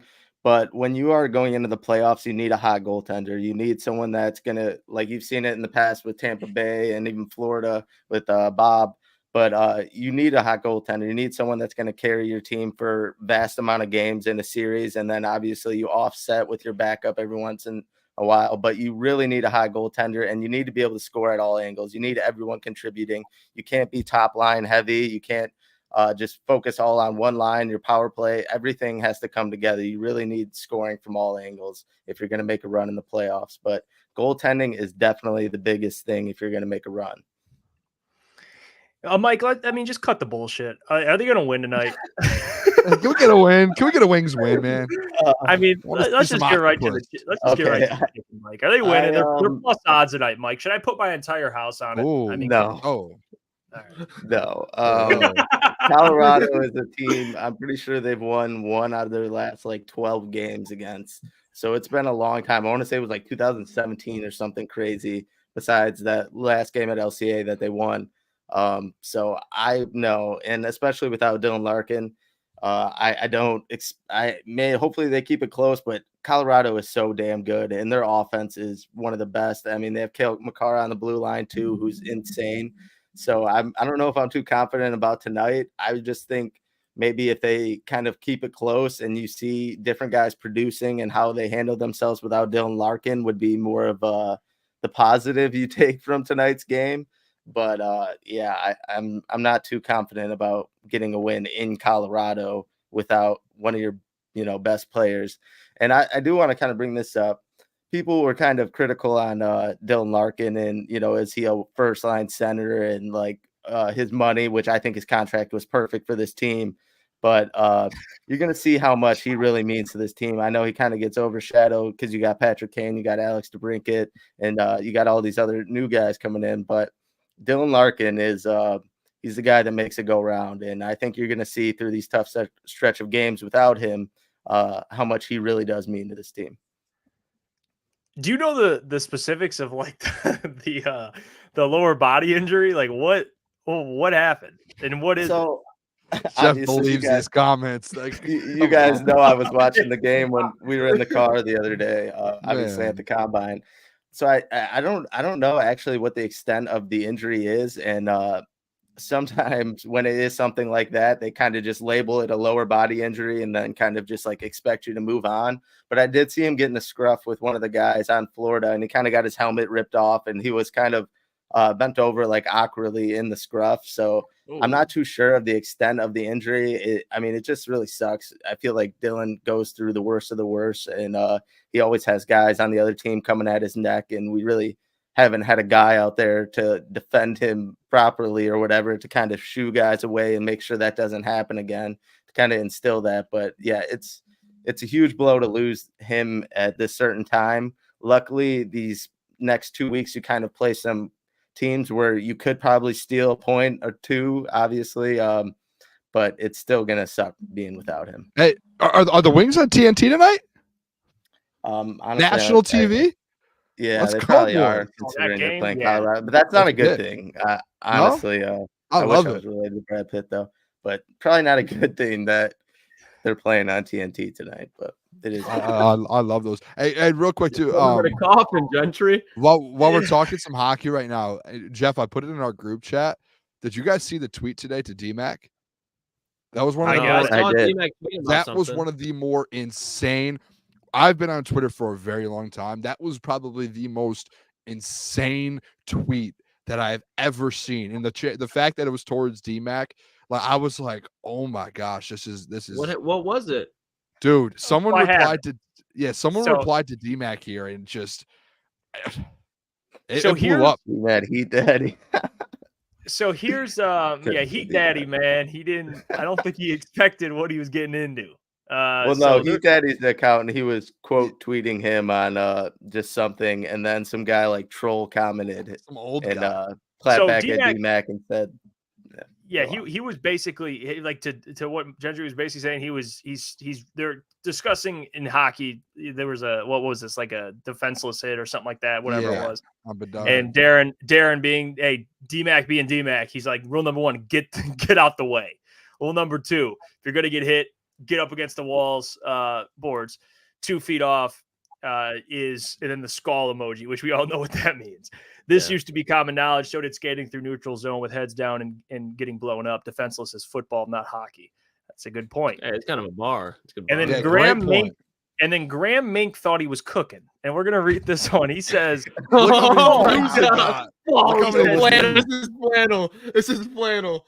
Graham Mink said, false. Not sure if you've ever played the game, but those who have played at a high level know that the best way to maintain possession is to turn your back on the other player and hopefully draw a penalty. Go back to your video games. Oh, that makes me cringe. When I hear that at the end, the beginning and the end just makes me go, oh, dude, you don't know what you just got yourself into. This man just told those of you who have played Stanley Cup champion, one of the most physically imposing or just physical players ever.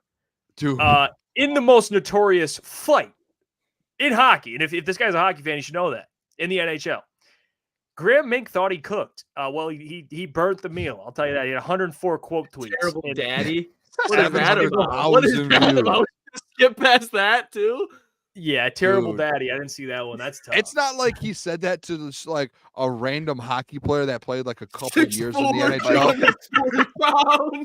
Dude, he said it to Darren McCarthy, who won 4 Stanley Cups and played in all was a massive piece in every single, like, what are we doing? All right, if you put your height and weight in your bio, you are the douchebag of douchebags. I mean, like, you look up douchebag in the dictionary, you just see that. Come on, man. Unbelievable. It had to be like Blake just put, it had to have been a troll account. Like, he has to be a troll because I'm pretty sure he responded to D-Mac and called him like Daryl or something. So he was definitely trolling. It's Flannel's burner, man. I'm telling you. That's Flannel's That would burner. be funny. Dude, that is the funny thing about it. Even though D-Mac has, he changed his game to kind of fit the Red Wings. Like, D-Mac, when he was a prospect, could score goals and whatnot. And like, D-Mac really doesn't get angry when you bring up like that side of him or whatever. You question like that. Like, as you've seen with Flannel, he kind of joked around and back and forth. But when it comes to like the physical aspect of the game and you try and question his integrity, that's when it's going to bite back. He's going to bite back. And, me and D-Mac obviously used to do the pod together. And that I would have paid to see his reaction on that, because I know he was actually pissed behind like quote tweeting that, because he gets pissed when people question the physical integrity. But you say, oh, D-Mac couldn't score goals, so whatever, fuck you. But like, you question something about being physical, fighting, hitting people, D-Mac's getting pissed because he knows.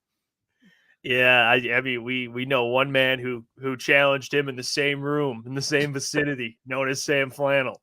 He called that man a glorified role player.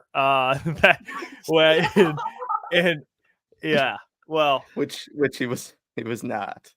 Yeah, T-Mac was a big part of those teams.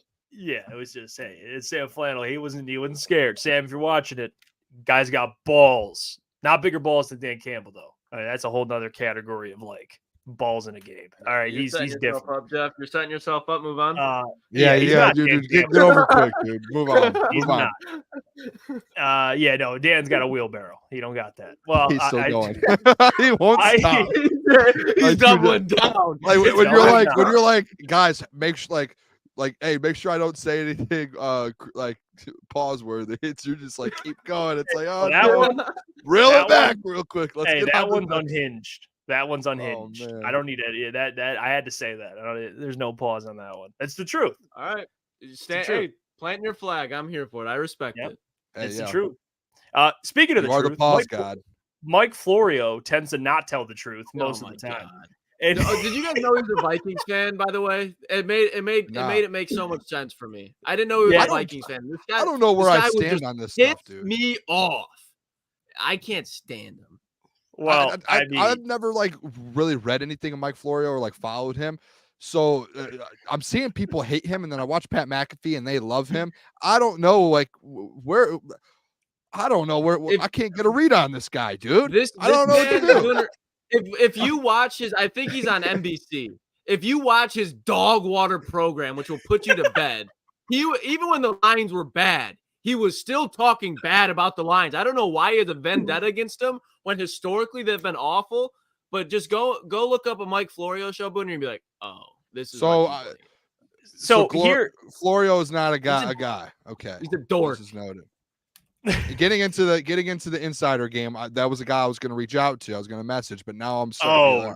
I mean, he'd be good. I'm good. We're having this conversation now. We're having this conversation now, fellas, because I literally was this close when all this was going down to reaching out, and this is a good conversation. You guys remember when I made that Jahmyr Gibbs video, like that edit, and I'm like how I made all like the people like they were trashing the pick? Mike Florio had like 10 videos. He absolutely shredded Brad Holmes. Sorry. Well, Mike Florio tweeted a couple days ago, I believe, and essentially said, like, I'm sick of people coming at Pro Football Talk like we're not certified and we have inside information, because people accuse him of having no sources and just putting out clickbaity stuff. And he defended himself on Twitter, made himself look like more of an ass, essentially. The tweets were wild, dude. Yeah, I had to interview 30 people at the combine. Yeah, he's like, I interviewed 30 people at the combine. I have sources. Hey, when you say that, that's when you know regular problems in that area. It's like, all right, cool, dude. We interview 5 people a week. We have sources. Here's what he had to say about Kirk Cousins per sources. News on the internet, especially in this modern day, there's a lot of people that go, what the hell does this guy know? Yeah, right. He doesn't know. Right. They forget that although you're Italian and you age wonderfully, you have been doing this a very long time. The big news that I saw this reaction to was whenever you put out a tweet, and I assume a post on ProFootballTalk.com or NBCSports.com, now Pro Football Talk, we're picking up very credible indications that Kirk Cousins is planning a potential move of his family from Minnesota to Atlanta. Obviously, that is massive because Kirk Cousins, free agent quarterback, Atlanta potentially looking for a quarterback, need a quarterback. So everybody puts one and two things together. Kirk Cousins got the Atlanta Falcons. They're going to pay him very good money. Now, we are acting as... I'm not going to play the whole thing. But essentially, because it is 3.5 minutes long, but he went on Pat McAfee. Shout out to Pat McAfee. Does a great job. He paved the road for people like us to have these types of shows. Yeah, shout out to fellas. Mike Florio said on the show, he said, this is what I'll just read. I'll make sure I get the exact quote here. Basically, that Kirk Cousins has been texting Kyle Pitts, and they've been going back and forth over who's going to wear the number 8, which I believe I did see this. Kyle Pitts is wearing. So, and he you know, and you think, wow, like, you know, he's got sources. Like, what? How did he know? And then, okay, and then you see this, right? I'm going to put this on the screen here. We're going to talk a little bit about Kirk Cousins to the Falcons, but I just thought this was funny. You know, everyone's like, wow, Mike Florio, breaking news. And then Kyle Pitts says, hold up a second. This is hilarious. You guys come up with it. Oh, no. That's bad. No. All right.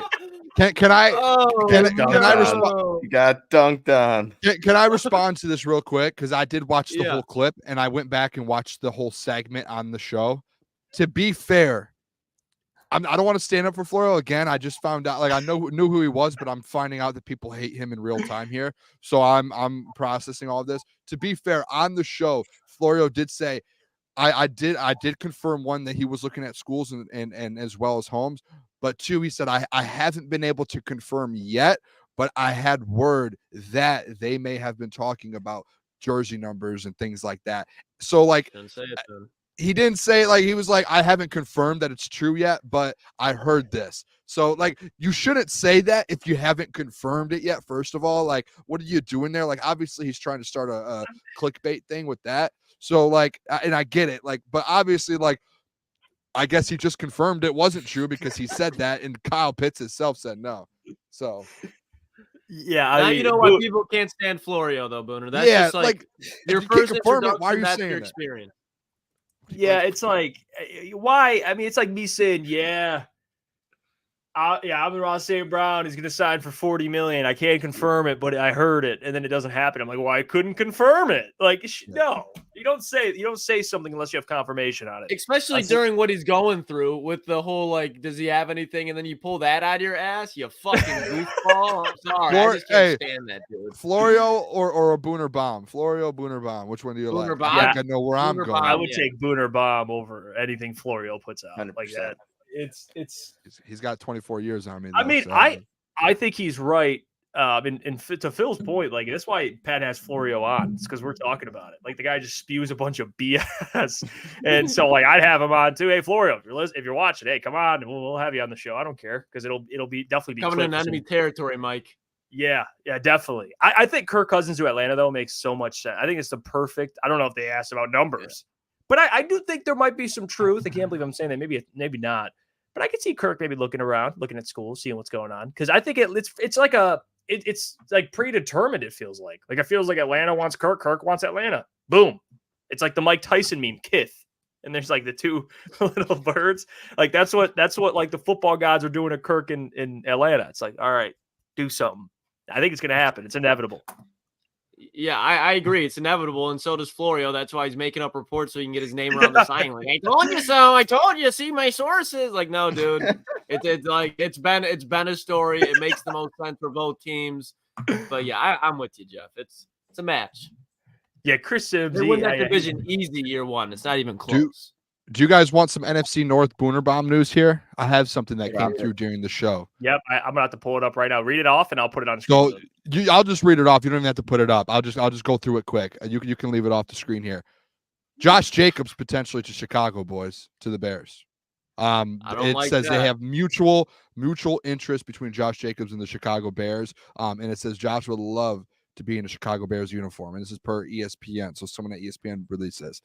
That I'm not a big fan. Like, that's scary. Josh Jacobs is a dog. Yeah. You guys remember him 2 years ago when he was fully healthy and with a good team? Well, he's a running back. He's not good after 5 years. He's been ran into the ground, Booner. He's not good.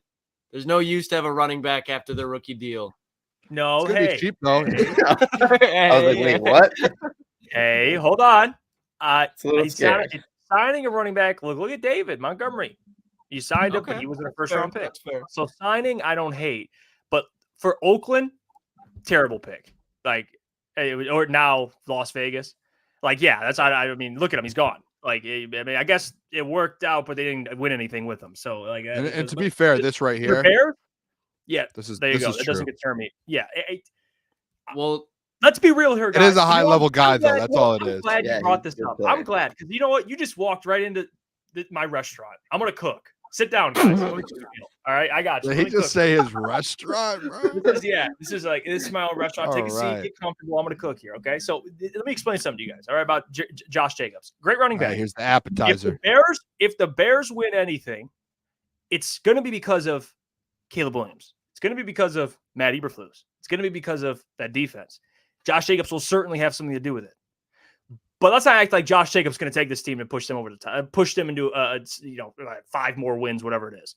It's going to have to do with, is Caleb Williams good? Can Matt Eberflus coach? Do they have a good offensive staff and defensive staff, so on and so forth? That's just how that works. That's how it works for any team. It just does. Like, you're never going to be like, can this running back? And I'm not saying you guys are saying this, but for people that are like Josh Jacobs, if Caleb Williams sucks, who cares? You know what I mean? It's not going to matter. Like, look at Derrick Henry. I don't think. Hold on. Look at Ryan Tannehill with a great Derrick Henry, and then look at Derrick Henry banged up, and now the quarterbacks have changed. Like, Ryan Tannehill playing the way he did, Derrick Henry certainly helped a lot with that. But you need a quarterback playing at a high level. That's my point. I think real quick, Lucas, and I'll let you go. I think trying to figure out a way. There we Jeff is right to a point, but it's like, hey, if they do get Josh, like it's not like it's like a nothing burger. Like if Saquon Barkley or if Josh Jacobs or Derrick Henry goes to the Texans, you're going to be like, oh my gosh, the Texans just added an elite running back. It's like if the Chicago Bears do that with Caleb Williams and DJ Moore and say they draft a receiver as well with that other top 10 pick. All right, that offense is a problem. And they have a defense that they paid a lot of guys. Eberflus is a defensive guy. And then they bring in a wide receiver. Say they draft Caleb Williams, and in the top 10, they bring in one of these elite receivers that we keep talking about. And then they bring in Josh Jacobs. I get we do stop the run. Guess what? And you guys know me, and this should mean a lot more coming from me, Jeff, because I've been the one saying, don't be scared from the Bears. Don't care about them. I keep hearing about them. I don't want to hear about them. But if they get Josh Jacobs and they draft Caleb Williams and they bring in one of these top 10 wide receivers, you can't look me in the eyes and say that's scary. And I get to your point. It depends on what Caleb Williams does. Yes. It depends on how that defense is. Yes. But that's an up. Like, dude, what? Like, you're just acting like, that's no Roshan John. But they're not going to get a Jamal Williams. They're getting Josh Jacobs, brother.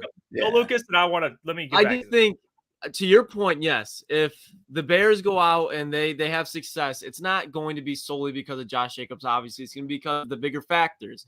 But when you look at how the Bears are built, defensively, they're up front. They're very good. They're another one of those upper run defenses in the NFL.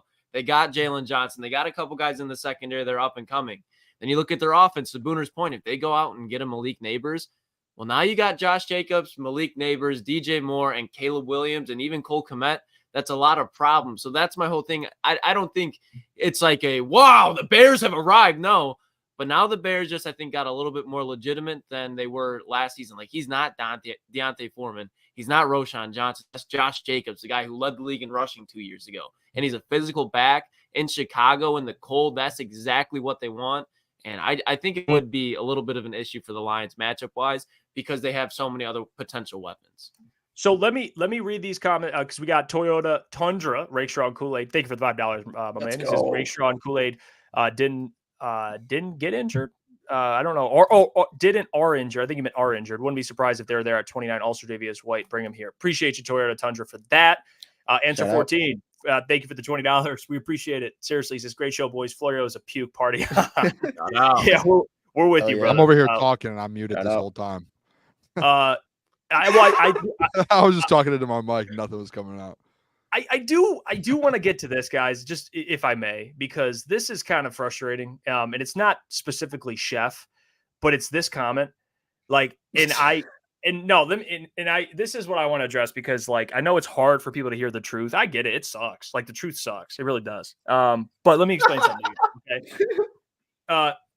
It's not that I just woke up one day and thought, I just hate running backs. I'm going to go on a rant and explain why I just hate running backs. Look at where the NFL is, Chef. Look at where the NFL is. Why are all these great running backs becoming free agents? Why aren't they re-signing with their original teams that drafted them? Or for some that were undrafted. It's because the league is trying to tell you something. That is what it is. This is a what? Quarterback-driven league. This is not a running back-driven league. You brought up Barry Sanders. What's the year? 2024. Like that's what it is. I've never once said, I know the viral reel came out where it's like, Jeff, you're a little too hard. That was a little egregious. Me saying I'm going to run him into the ground. That was a little egregious. But what I'm trying to say is I'm going to use him as much as I can for my offense It doesn't necessarily mean he gets injured, but I'm going to utilize him, get my worth out of him, and then let him walk. It's what the Cowboys should have done with Ezekiel Elliott. You don't pay that man. You should have never paid that man. Look at Jerome Ford for the Browns. Look at guys that have came in and played well. I mean, hell, Craig Reynolds, I know it's a great point Spencer put in there, Jerome Ford. There's so many examples of guys that, again, if you're going to win, it's going to be because of your quarterback. You put money into your quarterback, your wide receivers, your offensive line. You get, running backs help, of course, but if you're going to win, it's not going to be because of your running back. And name me the last time a running back led a team to a Super Bowl win. I'll wait. Because it hasn't been. Todd Gurley took Jared Goff there. What happened? They lost anyway. They took a shit because Tom Brady was on the other side. That's how this thing works. Look at what the Patriots have done with Tom Brady in just a constant cycle of running backs. Like, this is what it is, guys. And I want to just clarify that. It's not you, Chef. It's not even just you. It's the theory of like, oh, Jeff, you're just putting off douchebag energy. No, I'm being honest. That is what this is. Fine. Just resign Jameer to a bag. Give him a bag. I trolled Jeff with that just like on purpose, just because we always bring up Jameer Gibbs. So that is also me just trolling guys. Yeah. Jeff does not actually hate running backs. Can I make this a little better? And I want to try and explain this to the people a little bit more on Jeff's side of this as well. And maybe, Jeff, the way I explain it, you could tell me if I'm wrong at all. But I think this will help people understand, and maybe you understand where the people are coming from, is Jeff is 100% right to where, like, you draft running backs when it comes time to pay them. These massive deals at running backs are getting the 12 to 15 million, like, and like Snake or like CMC getting the 15 or whatever. Like, these deals have been insane. And when you do that, like, you're putting a lot of money into a position that potentially is like, like Jeff said, they're going to get ran into the ground. And you're not wrong, Jeff, when you said like a running back, and like what running back has ever led a team to a Super Bowl? There hasn't really been one. And and you can't name that. Now, Jeff, this is where I'm going to go to where it's like, I think this will help the people understand a little bit more, and to the point on the opposite side, to where it's, when you do look at some contracts, like the Josh Jacobs example that we just talked about, to where like, he's not going to go win you a Super Bowl. I do get that. But on the other side, where some of these guys, they do get off of that first rookie deal, I think to some of these points, it's, hey, maybe like to look at like a David Montgomery. He's off his rookie deal now, right? We're paying him about $6 million on average annually, right? Like, that's not like a little amount of money. That's still a lot. Like, right now, you're paying Jameer Gibbs about 4.5 a year, and you're paying him $6 million. You're overpaying over $10 million with the running back, right, Jeff? Like, and it is by committee, so that's helping you out. They're not going to win you a Super Bowl, though. Like, you need Jared Goff to play well. You need your whole offense on the Lions to play well. Those are pieces to it, but you're paying those pieces about 10 to 12 million annually to do that. And that's where I think the thing comes in with, like, after you are off that rookie deal, and it's like, to your point, Jeff, when you run them into the ground, there are still guys to where maybe you could pay them 10 million, maybe you could pay them 8 million, and they still give you production to go help you win a Super Bowl. That's where I think like the Bears or when it comes to the Texans with a Saquon, like, maybe we'll spend 8 million to go have a running back that's going to give you some production. You don't have to break the bank on him, but I think that's like, and I don't want you to like, that's where I think maybe when the running back, we mess with you a little too much, where people think you don't like running backs at all, but it's like, no, you do. And I think there's still a point to where, hey, if you can get a guy like a David Montgomery, 6 million, Saquon, if he wants to take 8 million to go to the Texans to go win a Super Bowl, that's going to have to happen. But these 12 million, 15 million, I think that's where you're kind of, am I wrong? I feel like that's where you're going to, like, don't break the bank on that second contract. This whole premise comes from drafting running backs in the first round. That's where it comes from. That's how I feel. Mm-hmm. You have an Isaiah Pacheco. I mean, I can go through, if you want me to get you a list, I'll probably fill a page with guys that are productive that weren't first round picks. I'll fill this whole booklet of guys that were productive that weren't first round picks. I'm just saying.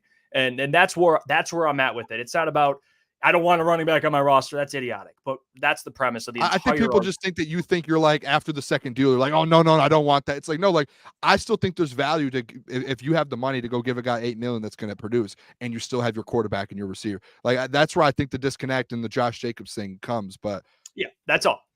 Like, even this, I think this comment, we'll go to Mailbag after this. This is a great way. Running game is very important. Don't get the point wrong. It's just, it can be done with cheaper, healthier options. That's it. Like, Well said. that's the all Lions are point. doing it right, perfectly. Jeff. I agree. They're paying two guys basically an average of $5 million if you kind of put them in the middle, a 6 and a 4.5. Like the Lions did it perfectly. Yep. They drafted a guy, and I know it was the first round, so it's a little more expensive, but you're paying two high-end guys about $10 million to, you have two high-end running backs. So Yeah, that's all the point is. Like I said, if you have a son that plays football, I wouldn't play running back. The league is kicker. Yep, you get kicker. Yep, dad bod. my You kid will make be a kicker. Yep, you don't even have to be in shape, to be honest with you. All right, let's get to some mailbag. Chef, by the way, I wasn't intentionally at you. That was just the root. I'm sick of saying that because it's not even about anything personal. I think people sometimes in life get upset with how you say things, not actually what you're saying. And that's something that we got to do better at, and just general, even myself. You got to listen to the message, not just how someone says it. All right, we'll get to Preach. first thing. Mailbag, does everybody know it's Anakin Skywalker's 17th birthday? Yes, we actually addressed at the beginning of the show. Had birthday again. Shout out. We'll give you Happy birthday. Shout out. He's always a in loyal the listener chat. there. Sarah asked Mailbag, what's your favorite pizza topping? I mean, pepperoni, man. Like Pepperoni or sauce, Is like that an basic? No, Italian that's too sausage or basic. something. That's too basic. Yeah, I'm trying to think of like one outside of that. I would You go know like what I an really like? Italian Bacon? sausage. Bacon's good. I like, and Yeah. you consider this. I can see if you don't consider it, but when they have like mozzarella like melted on there, Oh, you know what so I mean? good. Yeah. I love. So I don't know if you want I- to consider that a topping, but or bacon. I prefer a like bacon cheese. lot. I prefer Yeah, a to be cheese honest. pizza, to be honest. Like Me I would too. like don't give me a topping. Give me like if there's a really good cheese pizza when they like put good cheese on it and there's like it's good like everything. Love that. I would Me rather too. have that than any toppings. I'm no toppings, just cheese. Yeah, that's a solid one too. I mean, anchovy. No, I'm just kidding. Anchovies are disgusting. God. I'm sorry, I'm bringing that up again. That was I was thinking about that. I'm like, who would eat the anchovies on a pizza or just period? Honestly, Jeff, big pineapple guy. I hate this. This conversation makes me cringe. it's so okay. much. I'm not. I Yeah, love I it. don't. I I've like tried it. it. I've tried it. It's not bad, but I tried it once and I never got. I don't get pineapple. That's just me. I'm not a big fan of it. Yeah, I got in an me. argument with a good friend on a trip in Florida because they wanted to put pineapple on the pizza, and I was like, we're not doing that. Like that's not happening. It doesn't belong on pizza. Another thing is mushrooms. I hate mushrooms. Oh my! And black olives, bro. Spencer My got me a dad- pizza with mushrooms on black it one olive time. I guy. was disgusted at him. Black My olives are dad, good, bro. He ordered a pizza last night, and the only reason I put up with it and didn't say anything is because he used to be a corrections officer and he was telling me stories, so I was just interested, and I could ignore the fact that this dude put black olives, mushrooms, and green peppers on a pizza. Oh, that is disgusting. No meat or anything. Disgusting. No, No dude. meat? Like my dad's a big dude. Like my dad's like very like we're built very differently. And he like is protein galore, and the dude put black olives, mushrooms, and green peppers on a pizza. On a diet, That's man. Thin crust too, by the way. Oh. Thin crust. You gotta Yeah, have he's the definitely- bread. he's Gotta definitely disguise on a the weight, diet. man. He's for sure on a gotta- diet. Thin crust, He is. and veggies. That's a diet He eats pizza. I well. know one when Brutal. I know a diet pizza when I hear one. Trust me on that one. I love my pizza. If I get on a diet, I know a diet pizza. Go give me that thin crust with some veggies. A Mr. Detroit City Mailbag. CMC has a resume. Gibbs played one season. Let's see more tape before they're in the same sentence. Yeah, they should not be in the same sentence at all. I'm just keeping it. I'm just Gotta keeping wait. it Go out real. there and give us a couple years. Let's see what it is, and then if we want to, we'll have that discussion down the line. Like Gibbs I'm cook. calling my shot. What are you calling? Yeah, He's next. say it. He's next up. What a shot! CMC man is he is so good. I mean, he had a 1,000-yard season. Receive. Okay, can we, Jeff? I want to just say this. I want to just throw this out there real quick. You did say no running backs ever went and won a Super Bowl. That man almost did it this year. That might have been the first running back to ever go and win a Super Bowl. I have said. Well, my point was still Brock would be the reason they would have. He missed some throws and they always go back to that. So Dude, but CMC was always great. He's always great. Ooh, CMC to me is like the guy that he's the only guy just because of he's such a weapon that you can't really put. I mean, he's a running back, but he's just a dog. Would He's you an put Let me ask offensive you Saquon this, Jeff. almost in that realm though when he's like fully healthy? Because Saquon is an absolute like The I think he's the on a receiving. level. If Jameer's biggest thing is proving me in the receiving game, if he can do that, he has his rushing abilities. Like, oh, he's already. Are you on that with Saquon though? Saquon just has to stay healthy. That's in CMC also. He's been healthier, but those two have to stay healthy. If he's healthy, though, I think Saquon's almost on that level. He's a dog. That's why Carolina traded CMC, man. Like, obviously, you don't want to trade a guy like that, but they were going to have to pay him, and they didn't want to pay because of his injury history. And do you think CMC, looking back, was worth the pick? They took him, what, top 10, 11, I think he was? If he would have stayed in Carolina, yes, because I still think he's not running behind this offensive line, but he would still be like their guy right now. You know what I mean? There's not a better weapon in the NFL than Christian McCaffrey. Okay.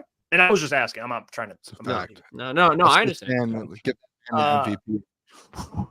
Yeah. Oh my gosh. I think he gets one by the end of his career.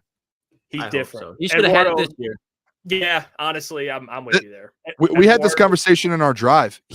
That was like this was the perfect year for a running back to get it because the quarterback stats and everything weren't on par to what they usually are. Yeah. This would have been the year for a guy like him. It's just he didn't end the year at that there was that game Lamar versus the 49ers and Lamar beat him out there. That was what ended it.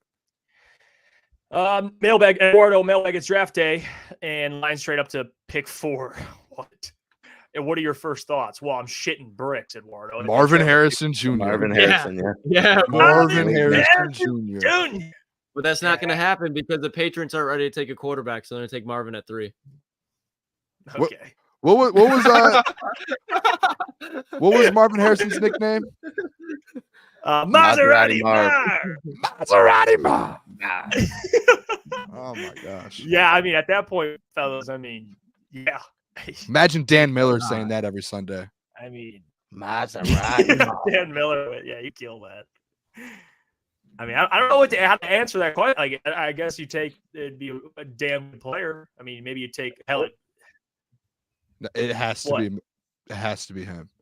But I'm thinking if Mar's gone, like because Dallas Turner, then you yes, Dallas sorry. Turner. Yes, you are absolutely correct. Yeah, I didn't even think about that. Jeff says, Jeff, I was a running back, so I take it personally. Well, yeah, that's fair. That's fair, Chef. I bet, Chef, you would have been resigned, Chef. I'll just say that. All right, you probably would have been resigned. That's fair.